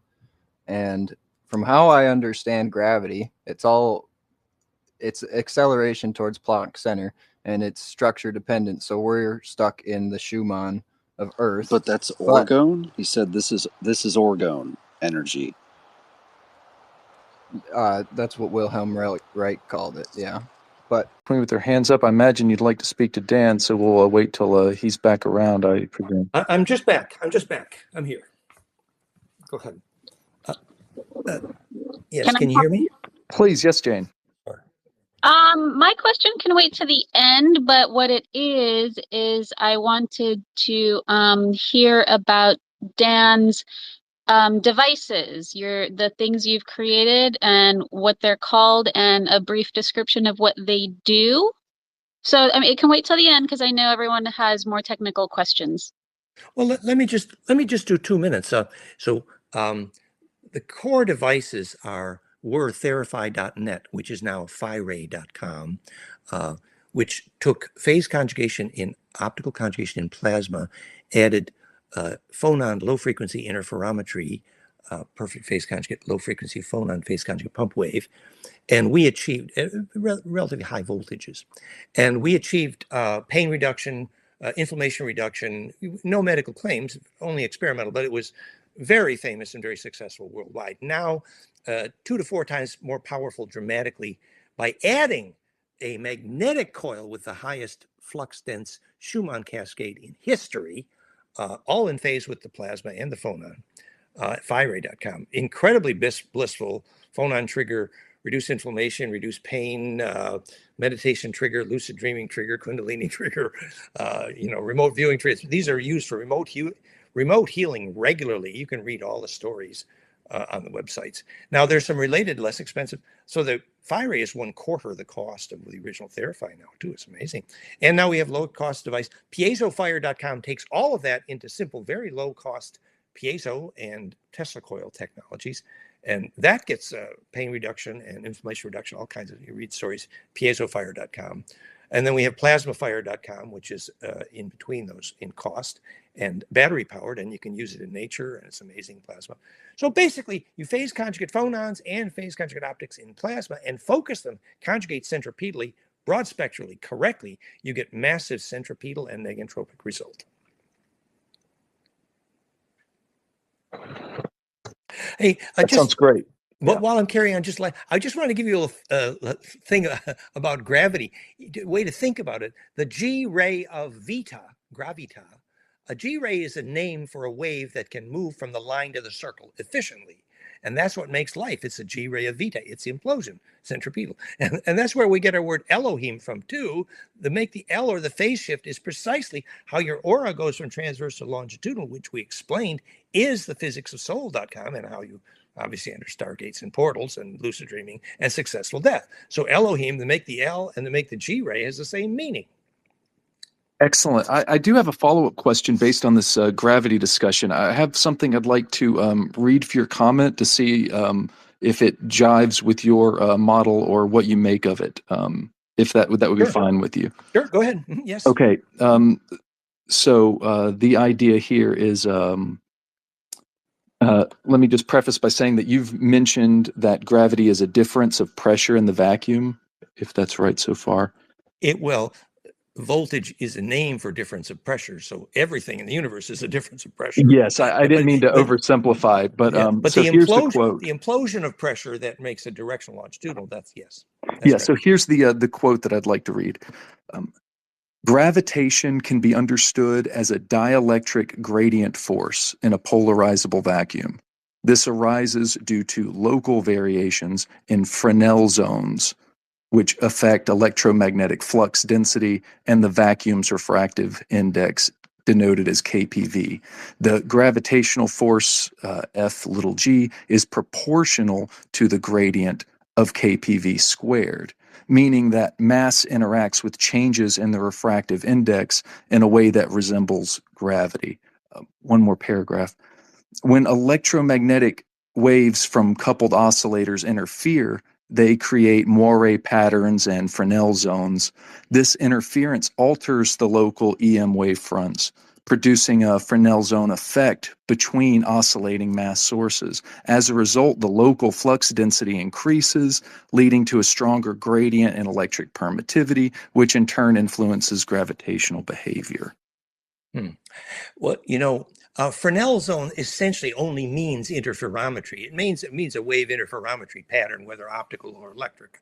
So it's a pretty in non-specific term. Now, the term dielectric gradient I don't think is helpful, actually. Dielectric refers to the efficiency of charge distribution in the meat in the sandwich in a capacitor. For example, if your house is made of organics, the dielectric is such that your aura can breathe.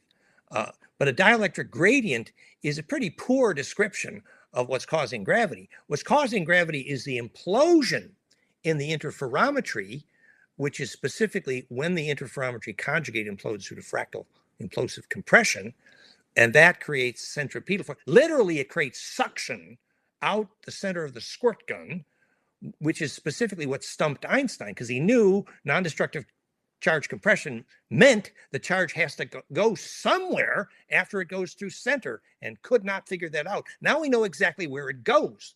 The charge at the Planck threshold is accelerated into longitudinal interferometry through harmonics of the speed of light, and that array is the bloodstream of gravity. So if I think go ahead. Well, calling it a dielectric gradient, I find unhelpful. Yes. It is So if I understand the disagreement, it's that maybe the gradient is a two-dimensional representation of something that's a spiral, the exactly. collapsing. Yes. Yeah.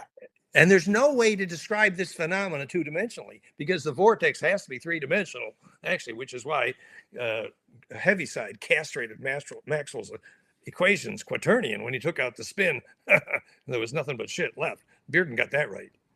And that's what you call implosive capacitance? Yes. Implosive capacitance is a reasonable name for it, because the phase velocities can implode, interfere constructively, and that the charge can then experience acceleration toward the center of that vortex, which is named gravity. Are you saying it has a cavitation then?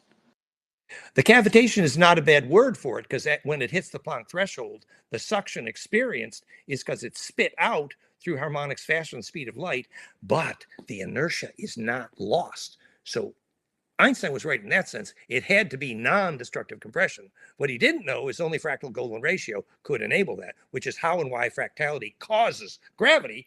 Many physicists already knew that, but they didn't know what electric fractal was till me. Well, if I could, I know we have several hands. I wonder just about plasma toruses and oscillations, lattices, vortical lattices, this kind of breathing aspect of conducting waves and modulating between differences. I wonder if you might have anything to say about well, actually, scratch that. Well, if you'd rather talk about Lehner, that would be my big question. I know your time is short, but Lehner is, I think, a way forward to fix the future, and I'm hoping. But anyhow. Well, a phonon geometry in phase conjugate optical plasma, noble gases, in therify.net, now phiray.com, is a beautiful example of the vortex in the optical noble gas plasma, enabling that implosive negentropy and longitudinal propagation. And it's a longitudinal propagation out coherently, which is the only definition of the negentropy and healing effect for sure. So that, implosion in the plasma vortex is a good introduction to how, for example, toroidal ball lightning learned telepathy, because it imploded recursively, embedded into the longitudinal array. And you can bet when that ball lightning decides where it wants to sit, it's going to find the longitudinal nodes the same way aboriginals did. Dan, I love your work. I really love your work. It's inspired a lot of my work. And I especially like your thoughts on architecture. I wanted to know what your thoughts are on this technique with the Heart Math Institute, where you concentrate on appreciation in your chest heart region, and it influences brain waves, heart waves, respiratory waves. And I also wanted to get your input on the use of nano gold. I've heard you talk about these different aspects. I just wanted to hear what they are now. Yeah, HeartMath, Rollin McCready, and Doc learned from me how to take their first EKG. They learned from me the definition of heart coherence, and they got it wrong. They still do wonderful work, though. Their definition of heart coherence is simply learning to breathe at 0.1 hertz, which is helpful. It's not actually. Harmonic inclusiveness is actually the definition of coherence.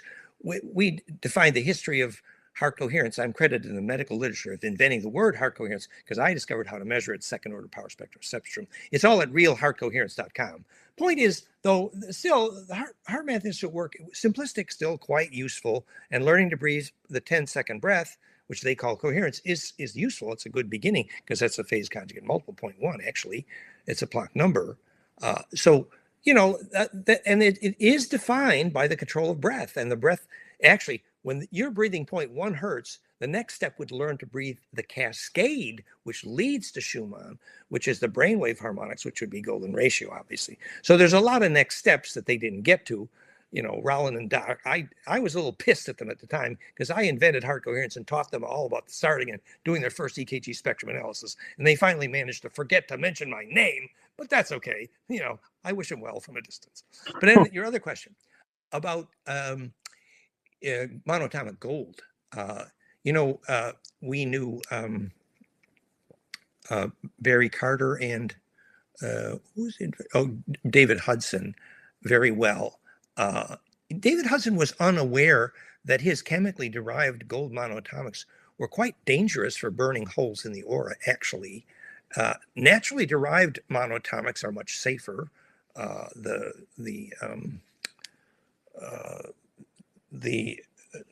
they call them? They're derived from aloe vera, actually. And there's lots of, and the deep ocean water derived monoatomics, Ormus from deep ocean has natural sources. The reason that David Hudson's creation was so dangerous, actually purely chemically derived, was that the charge implosion there was not embedded in the symmetry phase discipline of pure organic sources, really. There's a lot of reasons.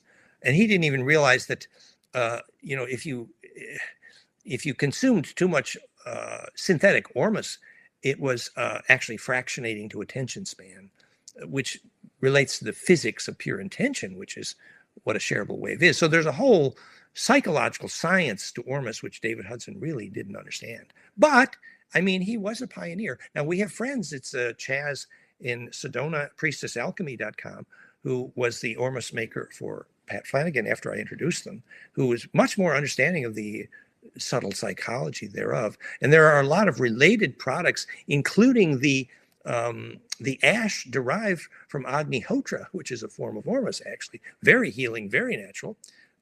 But basically, all of those substances are a wave guide to conjugate implosion, which can be used biologically, but need to be used intelligently.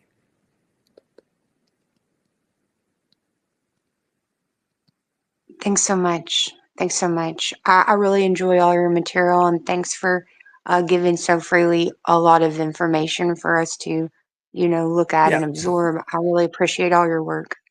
Yeah, and please ignore if some of what I say, like about heart math, sounds like pure ego, or like when I criticize Dan Willis for not understanding how a fire crystal works.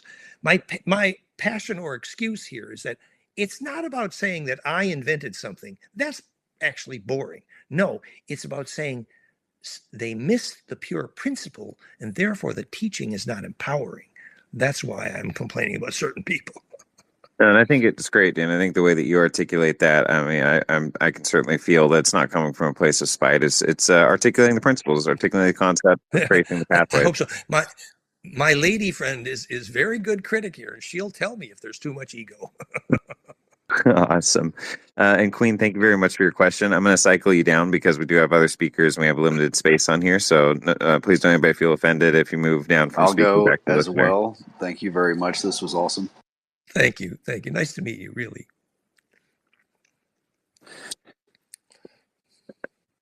Looks like we have a question from Another World or Soul Soliloquy.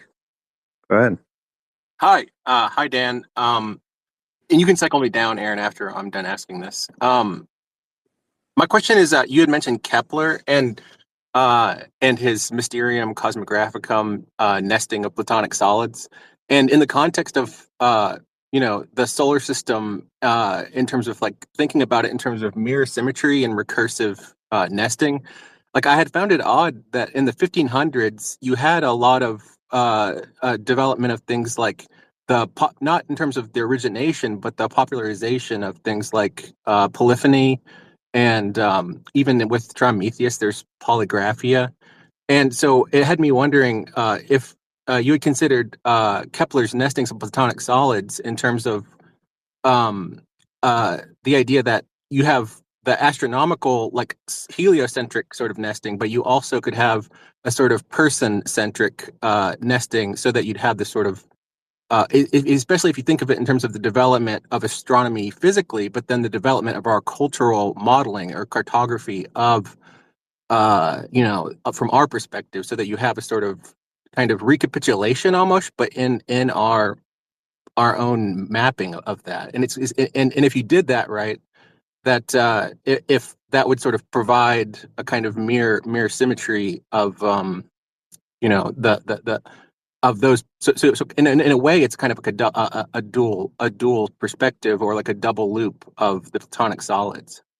Well, yes, that's beautiful. What we're saying specifically is a platonic nest, which tetracube into dodecacosa absolutely is the only way to do it, is golden ratio. So it's simply an introduction to golden ratio. That's what platonic nest is, which is an introduction to charge collapse, which is the only definition of alchemy non-destructive charge collapse, and the accurate definition of planetary orbitals and the harmonics of the breath and the physics of Kundalini and the physics of how atoms are built. So it is all of the above precisely and beautifully, yes.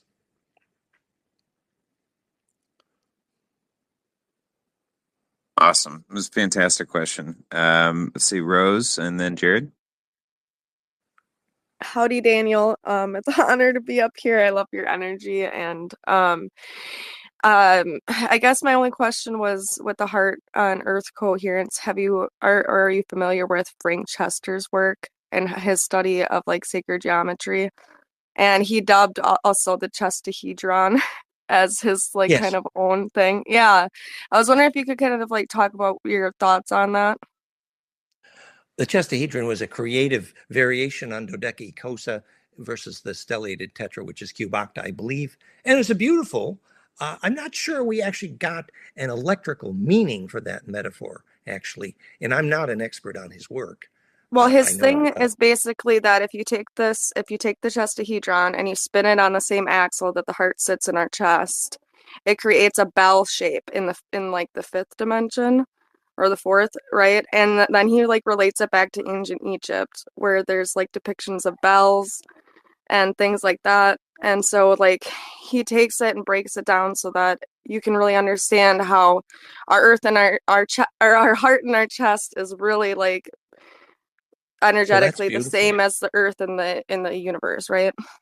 Well, that's beautiful. You know, the layers of heart muscle are precisely 7 in precisely this spin, tilt, symmetry angles of the tetrahedron, the 7 arrows, as it were. And that's a beautiful introduction. And you extend that, you have tetracube and cubocta, which is the intro to chestahedron in your chest. I would say that if you, at the point at which that becomes a golden ratio stellation, which is at the dodecacosa extension of the tetracubic, the dodecacosa stellation generates precisely a golden mean spiral down that 60-degree cone, nesting infinite dodecacosa. And I've animated that beautifully, goldenmean.info/grail, at the best animation of the Holy Grail in history. And that's precisely when that spiral rotates in 3D and makes the grail. It's a bell. It's the perfect ringing bell. It's the fusion device. And he's right, you know, that bell is the perfect ring. And that actually is, now we know that's not just heart radiance, but it's the physics of hydrogen. I would say one more thing here, just a little, is that I have a life history of measuring power spectra in the EKG. And EKG power spectra is always harmonics of 2 in the octave, and never harmonics of 5, almost never, actually, even though the breath harmonics will use phi to overlay the heart harmonics. But it's only when you get to the brain that you get phi harmonics, and that's very significant. In other words, the EKG phonon geometry tetracubic, fundamentally, as the 7 layers of heart muscle are, is structural. It creates the structural stability within which you can then superpose the implosion of the grail and the bell, which requires the golden ratio of the brain waves. So actually, the EKG itself doesn't make bliss. It sets up the necessary higher voltage structure, but until you get golden ratio in the EEG and in the spine liquid pump, you don't actually get the bliss phenomena and the perfect bell. That's just metaphoric. Okay, I'll wait. I know we're on to the next thing, but if you do have time today, I would love to hear you talk about SEX, right? I would love to hear your intimacy and like how far down you go in there, but thanks. In the X array, in the what array? And the SEX, I would like to hear you talk about the intimacy and and the ecstasy and all of that. Thanks. Well, what we're saying basically, bliss process is the only way to get the kind of immune system that gets immortal. So you get to critical mass of the centripetal compression in a cathedral doing the sacred dance, sacred gymnastic, whatever it is, that imploded the capacitance. The rose has to pack before it can unpack. So you absolutely need that experience of compression before you can unpack radiantly. And that is the definition of bliss. And that perfected unpacking is the only way actually to get a soul, for sure. Physicsofsoul.com. So the physics of bliss is essential, not only because it's the definition of immune health, but harmonic inclusiveness predicts vitality. Harmonic inclusiveness defines bliss, and harmonic inclusiveness is the medical definition of the only way to measure immune health in HRV. And harmonic inclusiveness is wave conjugation? You spectrum analyze the low frequencies of the heart, and you check for harmonic inclusiveness, and you decide how much immune health you got. It just happens that the harmonic inclusiveness cannot go to max without golden ratio, as in the spine liquid pump harmonics superposed on HRV harmonics, which is the breath, which is the definition of the spine liquid pump physics of Kundalini. So if I can bring it back to Townsend Brown and bees, you were saying earlier structure makes function. Would just a slight frequency increase from Schumann be anti-gravity? Like literally bumblebee anti-gravity? The cavity structure effect in the insect skeleton's high dielectric capacitance is basically a name for the fact that you've got a super dielectric, the insect skeleton, which is very permissive to charge propagation. And then you arrange that in the geometry, and I said visualize a Valentine, the geometry of implosion, concavity perfected, and then the capacitance implodes. And that's why insect skeletons make gravity, as in Grebennikov, golden mean.info/gravity politics. And that gravity created by the insect skeleton is because the capacitance implodes, because you got super dielectric, and then you arrange the molecular geometry into implosive curvature like a Valentine. Absolutely incredible. Thank you so much for everything. How many people on Earth know that you've discovered gravity? I mean, all these people talk about UFO disclosure and stuff, but never mention your name.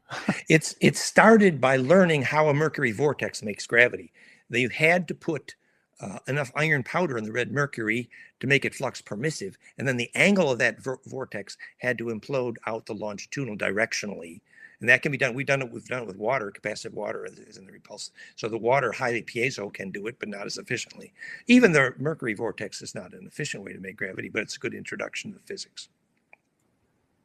We don't have to go down that road. I just want to say thank you for everything, and there's a lot behind what you're saying right there. That's pretty incredible. Wow. And it's so fundamental. Your governments would tell you knowing that is a threat to national security, but I say that knowing that is the only way to understand how your mind works, because the plasma vortex inside your head has exactly the same physics and will not be directional until you understand. I'm glad you brought up national security, because it seems like many people would choose national security over, quote, free energy. And yeah. Yeah, and basically free energy is the wrong word. It's actually implosion energy, and it's free only when you understand charge distribution. And you also said that it started back when they made that mercury vortex, which is a pretty incredible time frame. The Nazis learned it from the Vedas, from the Vimana as a mercury vortex.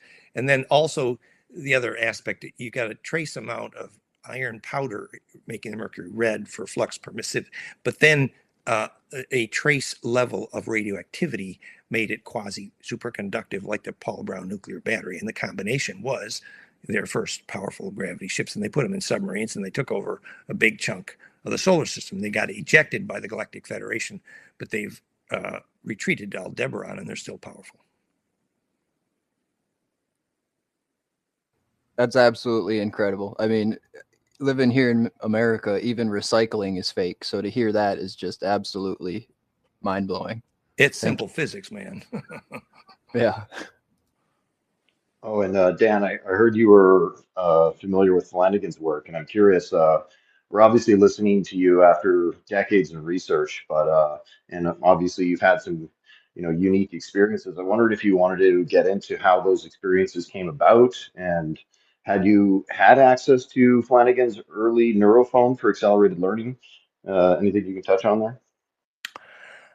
Pat and I were good friends. We hung out a lot, and we respected each other a great deal, and he really made great progress.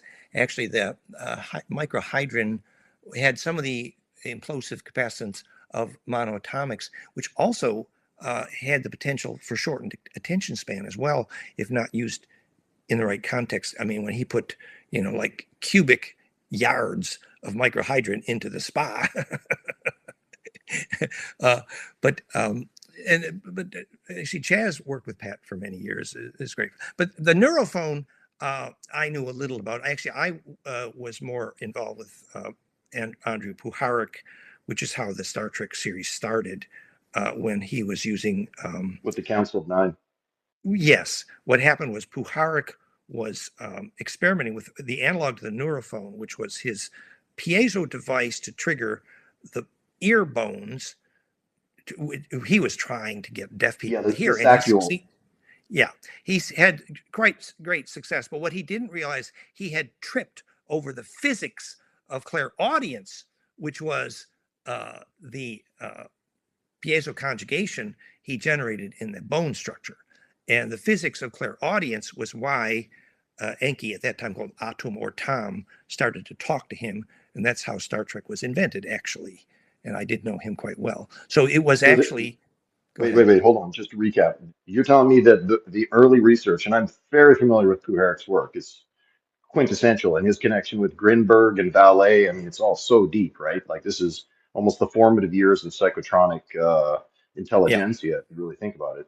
And it's phenomenal what you're saying is that they used an early analog. I'm assuming before they slapped the secrecy act on his patent, right, for a decade, which he was rather vehemently pissed off about after the fact. But you're saying that they had an early prototype of that they integrated into metaphysical to essentially enhance Well, their how sessions.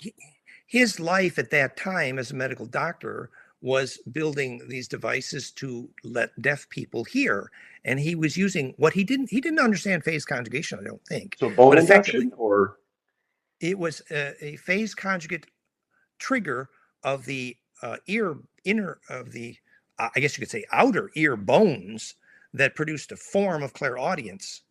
And that's actually what started the telephone for his phone calls to Enki Atum Tom, which is what then he communicated to Phyllis Schlemmer in The Only Planet of Choice, which is how Star Wars was written, actually. and just pertaining to your own like transcendental experiences, what was it for you that actually got you like kind of on this whole implosion tip? Did you see something in an altered state, and if so, like if you don't mind sharing, like how we're using like say flower of life technique, or because that was the first time I heard about you was through John Bell's book, right? And I'm wondering if there was some techniques that you had whittled out of that help you actually redefine kind of the physics from a higher kind of perceptual viewpoint. Well, I taught in the psychotronics circuit for more than 20 years with Puharich, and then I taught Flower of Life globally for probably about 20 years too. But actually, my experience core was the Kundalini that began at the Gurdjieff School, Claymont, actually. And I had 30 years of, and more, perhaps, a pretty intense Kundalini physics. And I worked with in Bentov's lab with his capacitive accelerometer, and by understanding the physics of Kundalini, it's quite different than thinking that you're insane, as many people did. It was his plasma density. It's actually inhabiting a lightning bolt. And I think I teach the best course on the physics of Kundalini on the planet, goldenmean.info/Kundalini. You can see the professional documentaries. But it is the phone on cascade, literally enabling inhabiting a lightning bolt up the spine liquid, which then implodes in the pineal, and the top of my head got pointed, and Valerie can tell you feel the negative ions. rainmaking and all kinds of stuff. But yeah, so that, and I cried for many months continuously after some of those experiences, which obviously was the processing of every unshareable wave. That's fantastic. I want to take a moment just to check in with you, Dan. How are you feeling for time and for where you're at with your voice? And Well, let's just do a couple more questions, and then maybe maybe I'm okay, yeah, no, fantastic. We super appreciate your time, and even what you're just saying with Kundalini, I think a lot of people, again, this is where if you haven't merged into the metaphysical dynamics, people hear that word and they think, "Wait a second, how does physics play into this?" And they're articulating it very well.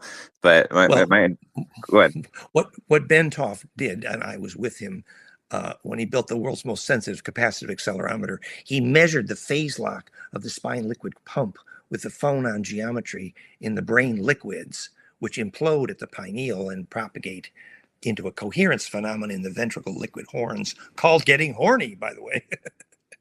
And so, the psychophysics of Kundalini, stalking the wild pendulum, he was my mentor for years. I worked with him in Switzerland when he set up the lab for Maharishi and the whole bit. So But would this that have was been the first time that we actually quantifiably measured a sort of brain heart, or what they call cortical coherence? Yes, Bentoff, he absolutely pioneered that for sure. So he measured the low frequencies of the spine liquid pump locked into phase with the phonon liquids in the brain, the ventricle liquids actually, and that creates a circular rotating implosive loop. For example, he proved that when you feel kundalinis going up your tailbone like a lightning bolt, actually you can map the phonons traversing around the homunculus of the map of the spine on the brain surface. So is it all in your head or is it both? I mean, it's because he measured the phase lock from the EKG, HRV, the breath, spine liquid pump, and brain liquids. Now, I have since added to that the EEG component, which he didn't measure, but I did. And later we showed that even the missing voice harmonics can be replaced optically with the same physics. And Grinberg was actually doing the same thing before he disappeared in '96, where they quantifiably showed the coherence in the brain would alter local space-time, which is where he was trying to tie in, and he had his work classified for a period of time. I don't know if you knew that. I don't know much about him, but it makes total sense. So, like when Tiller showed 11 different measurements that focused in human attention causes charge to implode in his book, Conscious Acts of Creation, actually, he didn't have a clue why attention causes charge to implode. I'm the first to answer that question. You would love Grinberg's work. He was rolling with ballet, Puharich, and yeah, I knew Bill Tiller quite well, and I knew Bentoff well, and I knew Puharich very well. I knew Vogel very well. Awesome. What about John C. Lilly? Well, hold on, Halsef. I really appreciate the dialogue you guys are having, but we do have several other hands up, and Dan just had a few more questions here, so I'd love to get to Jared and then to Chief, and then Fletcher if we have time for anything. Go ahead. Thank you, Aaron. Hey, Dan, what you've been talking a lot has gone well over my head, and it's been impressive, so I'm trying to grasp it. Went to your YouTube, you got 400 channels or videos that I obviously have to now go through. But you mentioned Ormus, which caught my attention because I've been making Ormus for over 10 years and consuming it for 10 years. And I've also taught people, but obviously I don't understand everything that's going on in the universe. And it seems that you do. And if you're mentioning this stuff, I'd like to know more about what it is you know about Ormus and its effect on the body and stuff. Yeah. Well, if you look at the physics of why a strong alkaline caustic will precipitate maximum amount of Ormus from the right deep seawater, which has a higher rhodium iridium emulet content. So agricultural Ormus being just an example. So that is literally the physics of alchemy. So that caustic is having a charge collapse function. And that Ormus will be a super dielectric. It'll be a superconductor. Under the right conditions, it will float. And this is the physics of what the ancients did call Holy Communion. And Moses was absolutely trained in making gold powder.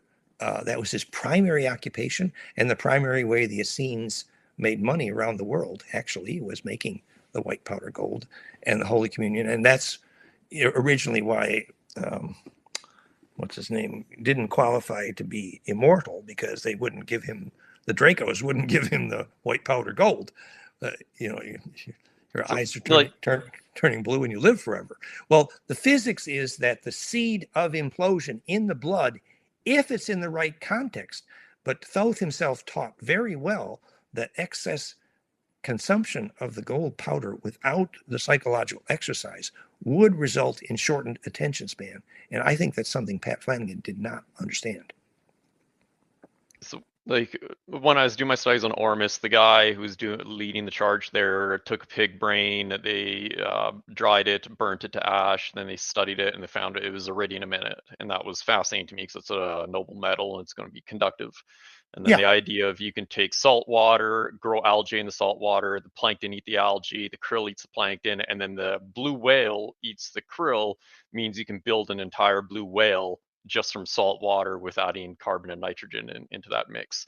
So as I've been making, and there was a shaggy algae that Chaz figured out was the physics of how the Essenes made their gold. In fact, that's why they called it showbread. They had to bake it to take the phosphorus out after the algae consumed made more soluble the nano gold. Right. And so like a lot of it was talking about taking the you can make it from the salt water, you can make it from the Dead Sea water salts, and then I switched over to make it from the pink Himalayan salt because the salt water obviously has, you know, it's been contaminated a bit by people. The Dead Sea stuff, when I did make it, it would make a lot of magnesium precipitate with the gold apparently. But I'm talking like if you used a cup of salt to reconstitute and then make the Ormus, you would end up with like a cup of this precipitate. Now, a lot of that's going to be magnesium, obviously, or at least in theory. Whereas when I started making it out of the pink Himalayan salt, what I found is if I used a cup of salt, I would end up with like less than a tablespoon of precipitate. So in my head, I was like, I'm getting more denser concentrate of these elements. Now, problem is I haven't done a spectral analysis to find out what exactly I extracted here. But like the idea of going back to that pig brain is my fear, like, because you're understanding this on a whole new level. The way I just saw it is I'm like, I'm upgrading the wiring for my body. Woohoo, this is great. Well, but it sounds like there's more to it. Well, you know why mummy powder was sold in every pharmacy in Europe for 300 years?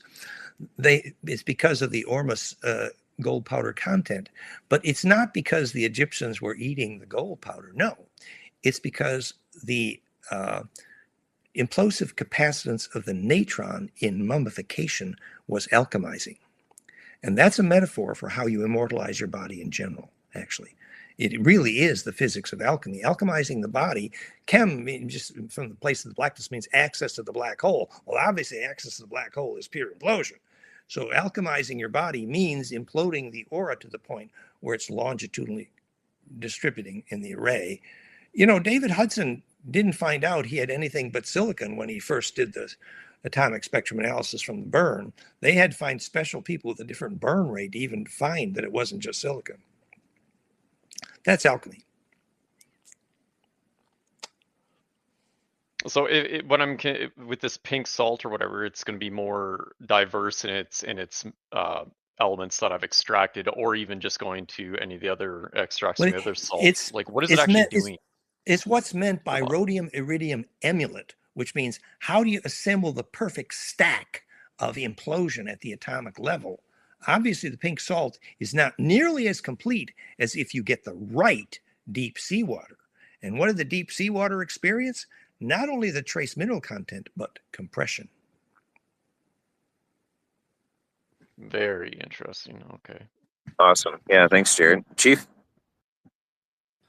So not only have you got the physics of alchemy and fusion down, you've got gravity, which you've helped me understand basically, and I believe I can make like a UFO if I. Yeah, we could. It'd be crude. You kind of need a government to help.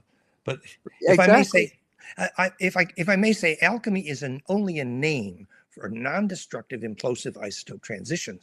Thanks to Bill Donovan, we have equations for every commercial valuable isotope transition in the atomic table, temperature and frequency, to catalyze every, like aluminum to silver. It's all about understanding the climb down between electron shells. It's literally non-destructive charge collapse. And we got the equations. I mean, alchemy is the physics of the equations of charge collapse for sure. It's just so unbelievable, but here you are. So I thank would, you so much. I think, I wanted to follow up maybe with that, that alchemy or something like transmutation, and I did want to ask about Leonard, but maybe we can. Yes, well, if I may say, so fractalfield.com/isotope transition, you will find a sample of those equations in the metamorphosis PDF, and we need to acknowledge Bill Donovan, now Elizabeth. So that spreadsheet is hundreds of pages, thousands of equations, but we now know the frequency and temperature of isotope transition in general. That's clear. But there was another part of your question. Say again. Perhaps I'll save it. We have someone who hasn't asked one, and I'll kick it over to them. I don't think I'm interrupting the flow, probably. Fletcher, go on ahead. Yeah, so I was just wondering, I think my best question was, I live in a caldera. So from what I've heard, it's like high magnetic flux. So like, what's that going to do for me? Like, what's it going to do with my biology? Is it basically just going to be a waveguide, or like, what am I looking at here? Well, a caldera could be a charge cup, and that could be a container for propagating your aura in lucid dreaming. I would suggest do a bit of basic dowsing, find where the magnetic lines cross, and check the effect on your rituals and lucid dreaming for one thing.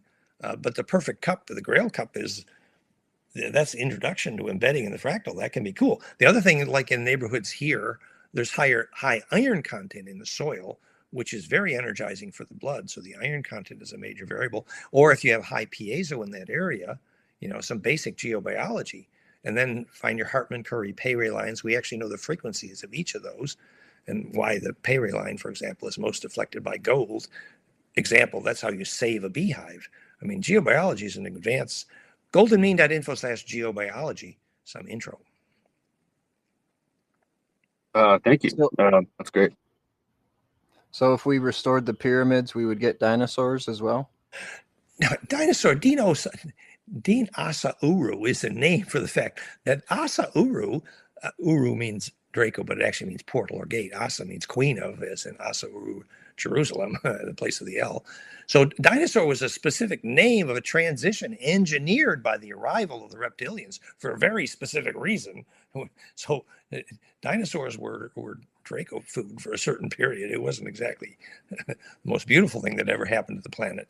But the point is the pyramids are for the restoration of charge implosion, which is the only way to stabilize gravity and atmosphere. And ultimately, when even Lovelock wrote the code for Sim Earth, that when you install Dolman, conscious evolution would explode. Well, he didn't understand the physics of negentropy. He said Gaia was negentropic, and he knew how to increase the negentropy.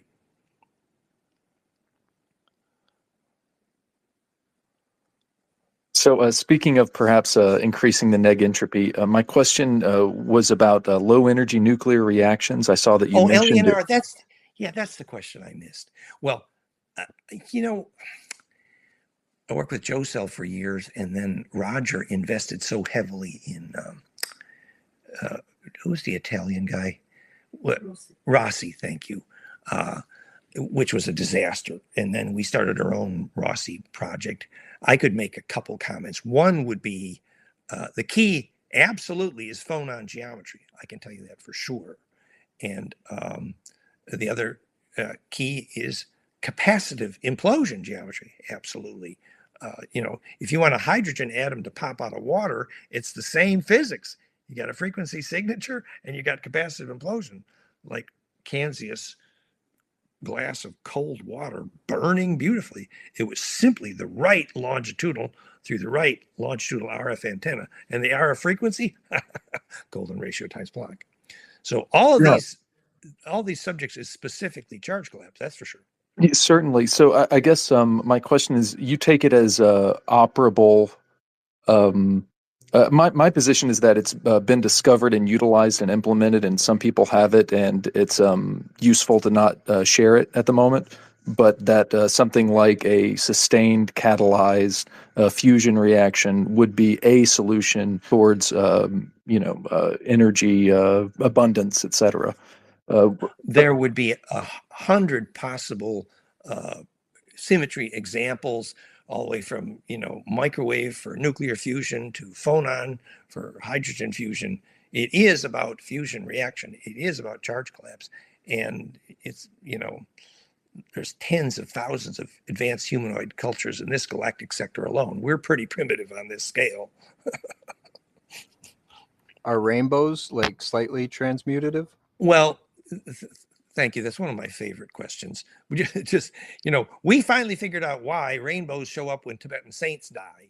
They add centripetal force called phase conjugation to the environment. And we proved fractalfield.com/fractal photosynthesis. Not only is phase conjugation the reason photosynthesis exists, but if you look a little deeper, it's the only reason color exists. The green flash is instructive. So, the physics of the cause of rainbows when the atmosphere becomes centripetal. There's a famous Sufi book. It's called Mount Analog by René Dumont, the French mathematician. You could only see the spiritual light if you illuminated it by the light of the green flash. Well, then you'd need to study the physics of the green flash. We saw it 3 days in a row in Perth.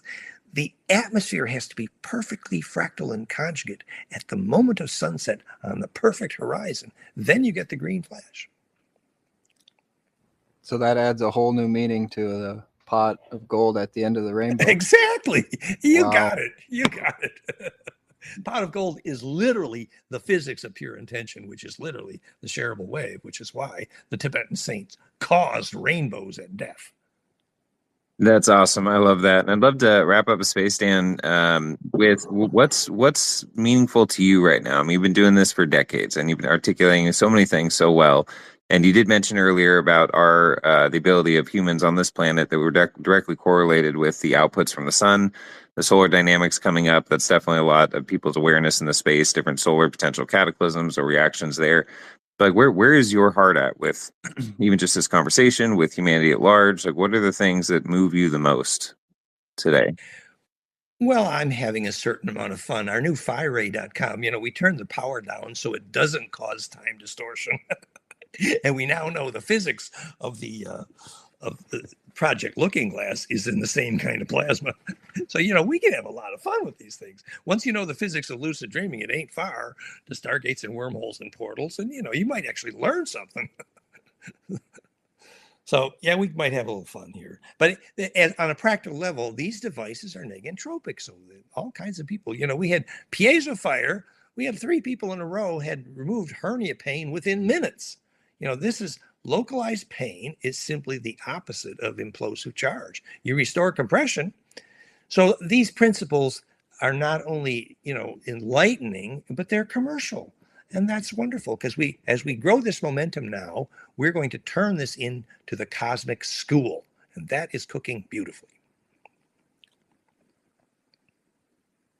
That's wonderful. And Nathaniel, do you have something to add? Oh no, I mean we could just keep going, but I would like to say thank you for your time and well done and said Yeah, and everything. My voice is a bit fried, thank you. But I really enjoyed. And you know what? I agree with what you said earlier, is that you have an extremely intelligent audience, and I'm impressed. I appreciate meeting all you guys. You are, what a group. I congratulate you. Thank you. Blessings.